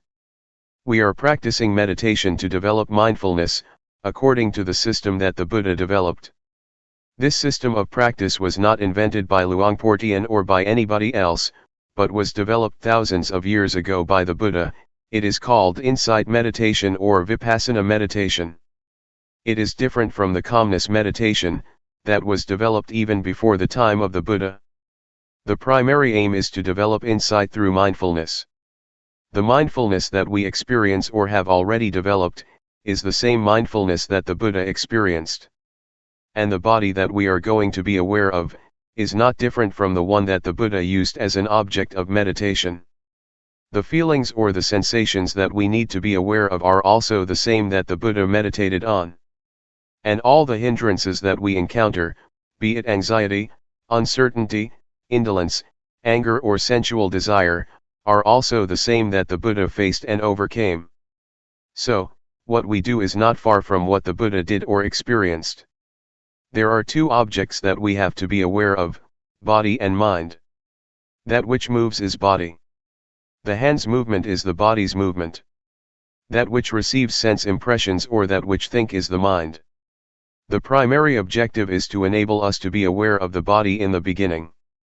This practice enables us to be aware of every moment, every movement we make, either in our daily lives or in the formal practice as we are doing now. Sometimes we take this body as mine. We take our thoughts to be my thoughts, to be myself, or to belong to myself. These are misperceptions, or false views. We should take the body as body, mind as the mind, and nothing beyond that. The body follows the laws of nature. It has its own nature. The body is also subject to change. It has feelings. Do not take feelings or physical sensations as self or as substantial. They are just the condition of the body, just the feeling of the body. The same applies to the mind. There are many kinds of mental states: anger, drowsiness, anxiety, happiness, suffering, etc. These are not the real nature of the mind. They are just the activities of the mind or the conditions of the mind. The nature of the mind itself is peaceful and radiant. Again, do not take the negative emotions as the nature of mind. They are just the conditions of the mind. Please differentiate between these two aspects, nature and conditions or activities. If you have this understanding, the understanding of the nature and conditions of body and mind, you have already achieved insight into the reality of body and mind. When we develop mindfulness, it enables us to see and to be aware of body as body, feeling as feeling, mind as mind, and do not take them to be selves, to be ourselves, to be me, or to be mine. When anger, anxiety, or suffering arises, please see them as they really are. Recognize that suffering is present in me, but I am not suffering. Anger is present in me, but I am not angry. Drowsiness arises in me, but I am not drowsy. Try to see or to be aware like this. Do not take any emotion as yourself or belonging to you. Just take it or see it as it is. That is the proper attitude to have. When you practice mindfulness to a certain point, you will have this insight into body and mind, and the truth of body and mind will reveal itself. What is the nature of body? What is the nature of mind? What is the suffering of body? What is the suffering of mind? What is the cause of physical suffering? What is the cause of mental suffering? These are the truths that will reveal themselves when you attain a certain level of insight, and these will reduce your suffering. You have to look. You have to be aware. Then, insight will occur. If you are lost in thoughts or emotions, you cannot see, cannot understand the nature of mind. If you take this body as self or as belonging to you, you will not be able to understand the real nature of your body. So please keep knowing, and being aware of whatever happens to your mind and body. Do not identify yourself with thoughts, feelings, or emotions. Just see them. When you are aware, you will realize that the mind is impermanent, it is subject to suffering, and it is not self. The same goes for the body. The body is impermanent, it is subject to suffering, and it is not self. These are the insights, the results of awareness. Can you understand? The noise disturbs us, but sound is just sound. Do not bother with it. Don't be disturbed by noise. Just accept it. That's the way it is. Do not let it have an effect on you. The state of awareness is very important. It is the path. It is the fundamental of holy life. It is the whole of the training. In Buddhism we have three aspects of training, or threefold training: training in higher morality, sila; training in higher concentration, samadhi; training in higher wisdom, panya. If you practice mindfulness, you have already undergone this threefold training. Awareness enables you to be free from thoughts, free from mental states. It enables you to let go of these elements. And if you achieve the full awareness, you will be free from birth, aging, sickness, and death. You will no longer be disturbed by them. Mindfulness is the instrument to get rid of attachment, to let go of attachment, attachment to body or form, attachment to feelings, attachment to perceptions, attachment to mental volition, or attachment to consciousness. These 5 kinds of attachment, or attachment of 5 aggregates, will be dissolved by the power of awareness. The Buddha once said that attachment to the 5 aggregates, form, feeling, perception, mental volition, and consciousness, is suffering. It is the cause of suffering. So if you are able to let go of the attachment to the 5 aggregates, suffering cannot exist. That's why the Buddha calls it the supreme victory, the victory of letting go of these attachments. For this to be possible, you need to have full awareness, total mindfulness, which will enable you to see the way things really are, and to understand the nature and the conditions of things. The nature of things is impermanent, unsatisfactory, and no self. The conditions of things are subject to change. Pleasant, unpleasant, agreeable, disagreeable, content or discontent, these are the conditions of things that keep changing. They are not reality. What I told you is the truth, the Dhamma, it is not a fiction or an invention. And this state of insight is not beyond your reach. It is in your capacity to attain the truth, to realize the truth. Keep practicing. Develop awareness as much as possible. Do not waste your time on thoughts or on the thinking process. Just practice. Do not dwell on your thoughts. That's all for today. July 9, 1997. A handful of Buddhism. We are learning to practice meditation. The purpose of meditation is to develop awareness and mindfulness. The more we exercise awareness, the more we develop it. It will become present in our bodies, and our minds will become familiar with our bodies because of mindfulness. Try to make your mind familiar with your body, so that it will be with your body. People are differentiated by their actions, karma. Karma is the determining factor that differentiates all of us. If we practice mindfulness, it is the action that can determine our lives and have an effect on us. Keep practicing mindfulness. If we practice enough and properly, it already includes the training in higher morality, the training in higher concentration, and the training in higher wisdom, or what we call, the threefold training. There are many things that keep us from being aware, and keep us from knowing. There are sensations, or feelings. If we are caught up in feelings, our mind is turned from ourselves or from the body, and we do not experience awareness. Unintentional thoughts also keep us from being aware. Be they good thoughts or bad thoughts, if we are distracted by them, awareness disappears and we cannot create the desirable karma of practicing awareness. So try to turn your mind away from those feelings and thoughts. Do not become distracted or disturbed by them.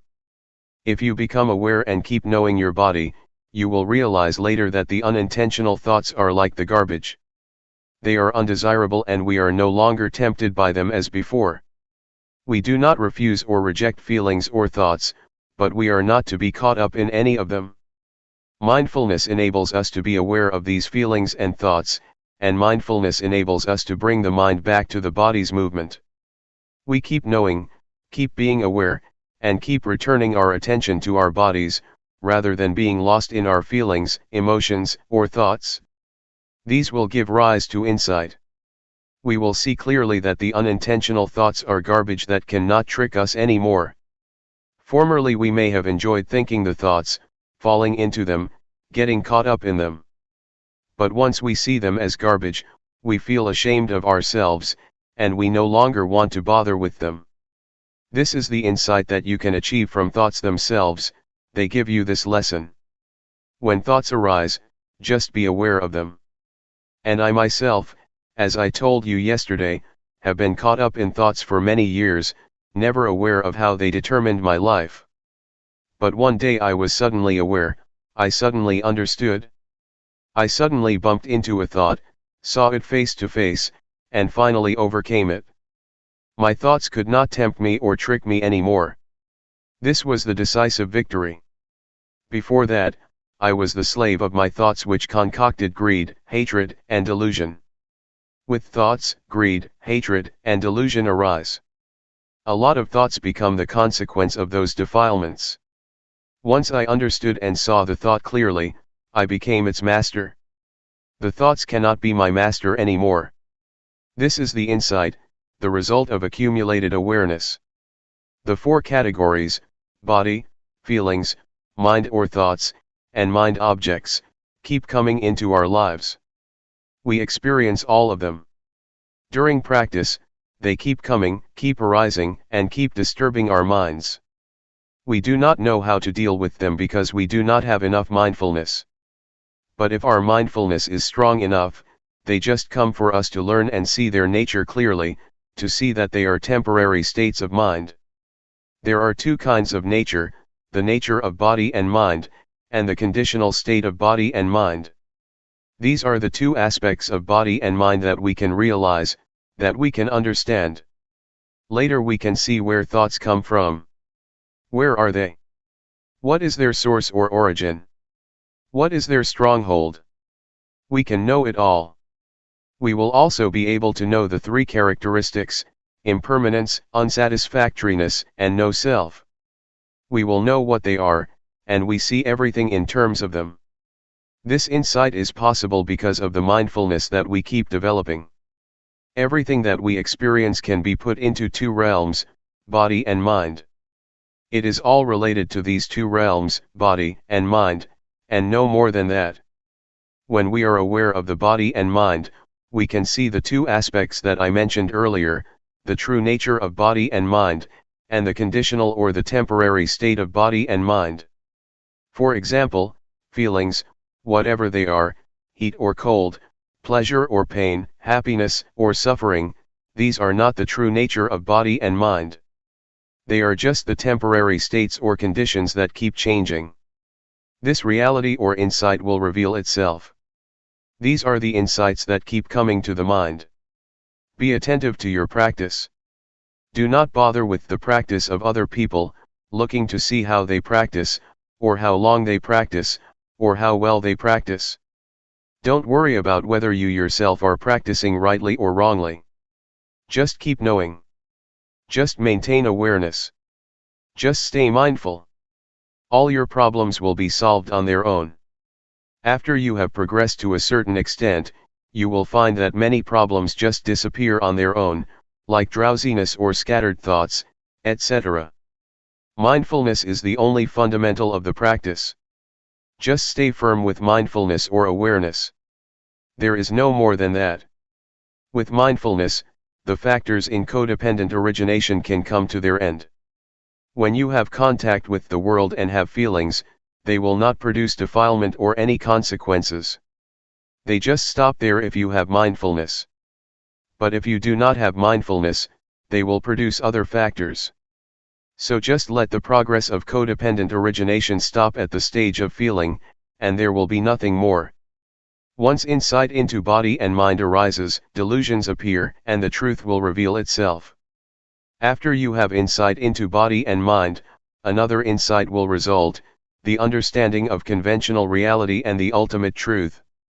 With that, greed, hatred and delusion are reduced. You achieve insight into the three common characteristics of impermanence, unsatisfactoriness, and no self. Again, this will reduce greed, hatred, and delusion dramatically. These are the results of the practice. They are the insights that will occur on their own. That's why I always say that the practice of mindfulness is the perfect formula of meditation. It is perfect in every step, every stage of the practice. There is no more than that. All virtues, all teachings are included in the practice of mindfulness. Be it training in higher morality, training in higher concentration, training in higher wisdom, compassion, loving kindness, generosity, endurance, etc. These are all virtues that you have already practiced through mindfulness meditation. In fact, the key teachings or the key virtues, according to Buddhism, are just a few, just a handful. July 11, 1997. Letting go. What we are doing now is following our Master, the Supreme Master, the Buddha, who developed this meditation a long time ago. He used his body and mind as the text or scripture for studying the Dhamma through cultivating awareness of the body and mind. Apart from the body, we should also be aware of feelings, thoughts, and mind objects. Mind and body are like a sutra that covers a lot of subjects, a lot of knowledge that we should know. We are able to learn about heaven, hell, happiness, suffering, morality, concentration, and wisdom, from our body and mind through awareness cultivation. The causes of disturbances and problems in this world are in the realm of body and mind. On the other hand, the cause of peacefulness and happiness can also be found in the realm of body and mind. I need not explain more about this, but I would like to talk about the practice. The practice can be done by cultivating awareness of the body. Please try whatever techniques that can be used for awareness cultivation. Actually, what Luangpor Teean taught is very up-to-date, never obsolete, very modernized, and suitable for the modern age. This method is a universal one because everybody has body and mind. All of us have the same properties, regardless of nationality, language, race, gender, etc. We all have the same properties of body and mind. Just try to breathe in and breathe out with awareness. When you breathe in, be aware of that in breath, when you breathe out, be aware of that out breath. And we will become one. Breathe in and breathe out. Let's try breathing in and breathing out. If we have awareness, all of us will become one. Otherwise, we are different people, behaving differently in our own way. Awareness, mindfulness, or the breath, are all things we already have, so they are not difficult to practice. The awareness of breath and the awareness of the body's movement are the same. So how can we achieve awareness? Nothing can keep us from cultivating awareness. The only factor is ourselves. If we practice, awareness can be developed, it depends on us. We have already done many things, chantings, devotions, offerings, performing merits, studying scriptures, etc.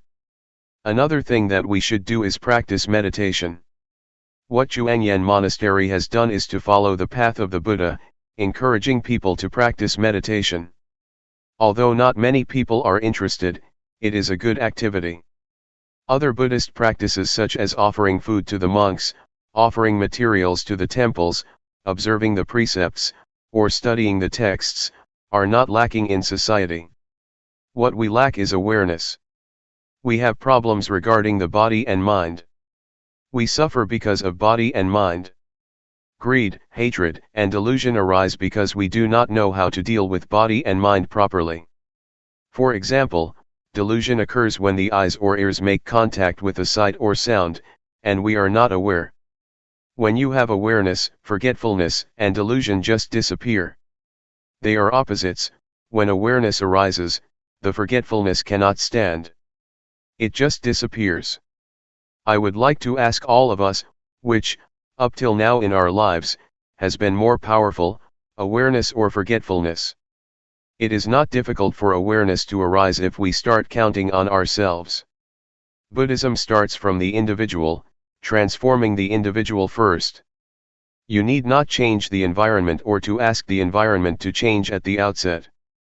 So if you keep cultivating awareness, you will find the answers to your problems by yourself. The truth about body and mind will no longer exist. I would like to speak briefly for your benefit. We need to let go of everything regarding the mind. Regarding the body, we should learn how to reduce physical suffering and treat it properly. In other words, mental suffering can be reduced by letting go, but physical or bodily suffering has to be reduced by treatment. For instance, when it is hot you have to stay in the shelter and so on, because it is the physical suffering, but if it is mental suffering, you have to let it go. I would just like to encourage you to practice. This temple is a suitable place for teaching and practicing meditation. I like this place very much. We can practice or walk without mosquitoes. In my temple in Thailand, when I moved hand, I have to keep the mosquitoes away, but here it's very easy. So it is a suitable place that provides a good environment for practice. I do not know whether you benefit from this place or not, but I myself benefit a lot. My health is much better and I also have good ideas. 3 years ago, I had interesting ideas, and I put the talks into a small booklet about the Dhamma. Since my talk has to be translated, it can't be continual because I have to pause for the translation. So I only say about 50% of what I would like to. If I were to speak in my dialect I could continue my talk more easily, but that's okay, do not take it seriously. It's better to have a question and answer session. I have to go tomorrow, so this is your last chance.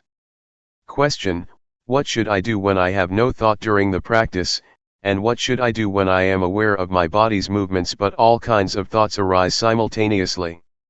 Answer: what you should do is be aware of the thoughts that arise, that's all. When no thoughts arise, just be aware of your body's movements. When I practice, sometimes I lose my sense of self, but when it seems that I myself have disappeared, I just touch myself to regain my sense of self. Question: with awareness, one may attain the state of no self or even reach the level of arahant. Is the eradication of the 10 fetters that an arahant should achieve, before he reaches enlightenment also possible through awareness? Answer: awareness gives rise to higher morality, higher concentration, and higher wisdom. So, the threefold training is already incorporated in the act of awareness. It depends on how much awareness we have. If the awareness is strong, it can get rid of the fetters one by one. So it depends on how strong the awareness is. The more powerful it is, the more likely it is that it can overcome or dissolve the fetters. Question: how do we enhance the changing conditions of our bodies and minds with awareness during our practice? For instance, what do we do if the mind becomes neutral? Answer: a neutral state of the mind means that the mind is ready to be happy or suffer. Just be aware of that neutral state. If it transforms into a pleasant feeling, just be aware of it. If it becomes an unpleasant feeling, just be aware of it. At the same time, if there is no thought, just recognize that there is no thought. When a thought arises, just be aware of it. You need not do anything with your mind or make it move from that state. Just practice and be aware of your body's movements, that's all. Question: is there any difference between the awareness that we are developing, and the awareness of the Buddha? Answer: they are the same. If you develop awareness to a certain point, your mind will be at the level of sustained observance, constant awareness. It is a sustained awareness, keep seeing and keep knowing all the time. This state of sustained awareness will include morality, concentration, and wisdom, and it will also enable you to see the cause of suffering. This state of awareness will lead to the cessation of suffering. So, this is the state of Buddhahood. The awareness of the Buddha is the awareness that enabled him to see the Four Noble Truths: suffering, the cause of suffering, the cessation of suffering, and the path to the cessation of suffering. If you achieve the state of sustained awareness, the practice is over, you have already reached the end of the practice. I would like to encourage you to practice and train yourself to deal with mind and body properly. For example, when anger arises in your mind, just know it. Just be aware of it. Do not become lost in it or identify with it. The same applies to sufferings and even happiness. Just see it, be aware of it, do not get caught up in it. This will enable you to transcend the world. You will still live in the world and interact with people, but you will be above the influence of the world. Question: is it alright to use wisdom to penetrate greed that comes on very strong and repeatedly, instead of just being aware of it as Luangpor suggested? Answer: it is alright for you to penetrate it like that. In fact, awareness itself can be transformed into an act of penetration. If you penetrate, you can see how impermanent, unsatisfactory, and selfless greed is. Yes, it is alright. Greed is the desire to have more. If you work and get $7 an hour, you want more, $10 or $15. That is greed. But if you work and get money in return, say $7, and just concentrate on the work you do, that is not greed. Greed is a desire that arises in the mind, not the act of working to earn your living. July 12, 1997. An outline of the insight. I am just repeating an old story, because this is the old path that the Buddha walked a long time ago. It is the single path, the supreme path, that we should walk for our well-being. That which finds the path is mindfulness. Mindfulness will tell you the right path. It is the mental eye that sheds light for you while you are traveling on the path, and it will tell you whether you are walking on the right path. In fact, mindfulness is not out of the realm of body and mind. The more we are aware, the more we are able to understand the body and mind. After we are aware of the body and mind over and over, we will have insight into them. Previously, you took body and mind as yourself, as belonging to you, but once you have insight into body and mind, you see them as they really are. We use mindfulness or awareness as the eyes for us, to look into the body and mind, and the truth will manifest itself. This will enable us to understand the nature of body and mind, to see and understand why the body and mind do good or bad, to understand the sickness or the suffering of body and mind, and to see the conditions or the factors that give rise to these sufferings. It also enables us to understand the activities, the temporary state or conditions, of body and mind. These truths will manifest themselves to us. Insights occurs to us like a door that is opened. Once it is opened, we can look and see inside, and everything inside is clear to us. So, when we have insight into body and mind, the truth of body and mind will be apparent. We will see the sufferings of body and mind, and we are interested to see what else come after them. We keep seeing, and keep knowing the truth regarding body and mind, step by step. The truth just goes, and we just follow it as it opens or manifests itself to us one by one. It is like when we study and have an understanding of the subject, the understanding keeps increasing because one leads to another. Insight is like that, it expresses or manifests itself, and we just follow it. Our body is not ours. It is beyond our control, nobody can control it, and no one can be its master. It just goes on its natural way, we cannot control it. And you will see clearly if you look closely.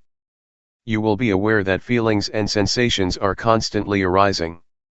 There are feelings and sensations at every moment. Please do not think that feelings just happen when you feel tired or exhausted. They occur all the time and happen every moment.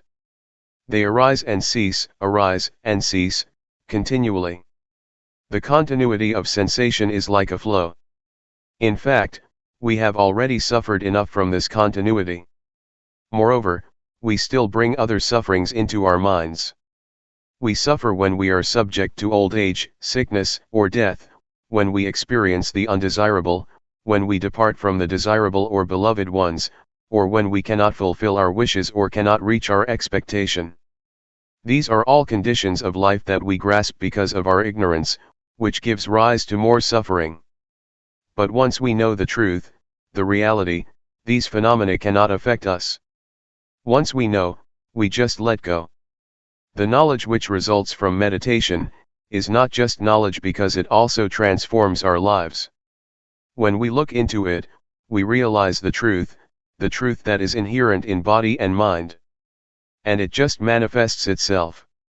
When the truth of body and mind is realized, our minds are transformed and our perceptions changed. When you see suffering, it manifests its reality, its nature. So, once we are aware of it, suffering is transformed into happiness, and ignorance is transformed into wisdom. Furthermore, we will understand the truth of goodness and religion. What is religion? What is the teaching? What is the truth? These are the insights we will have at this stage of practice.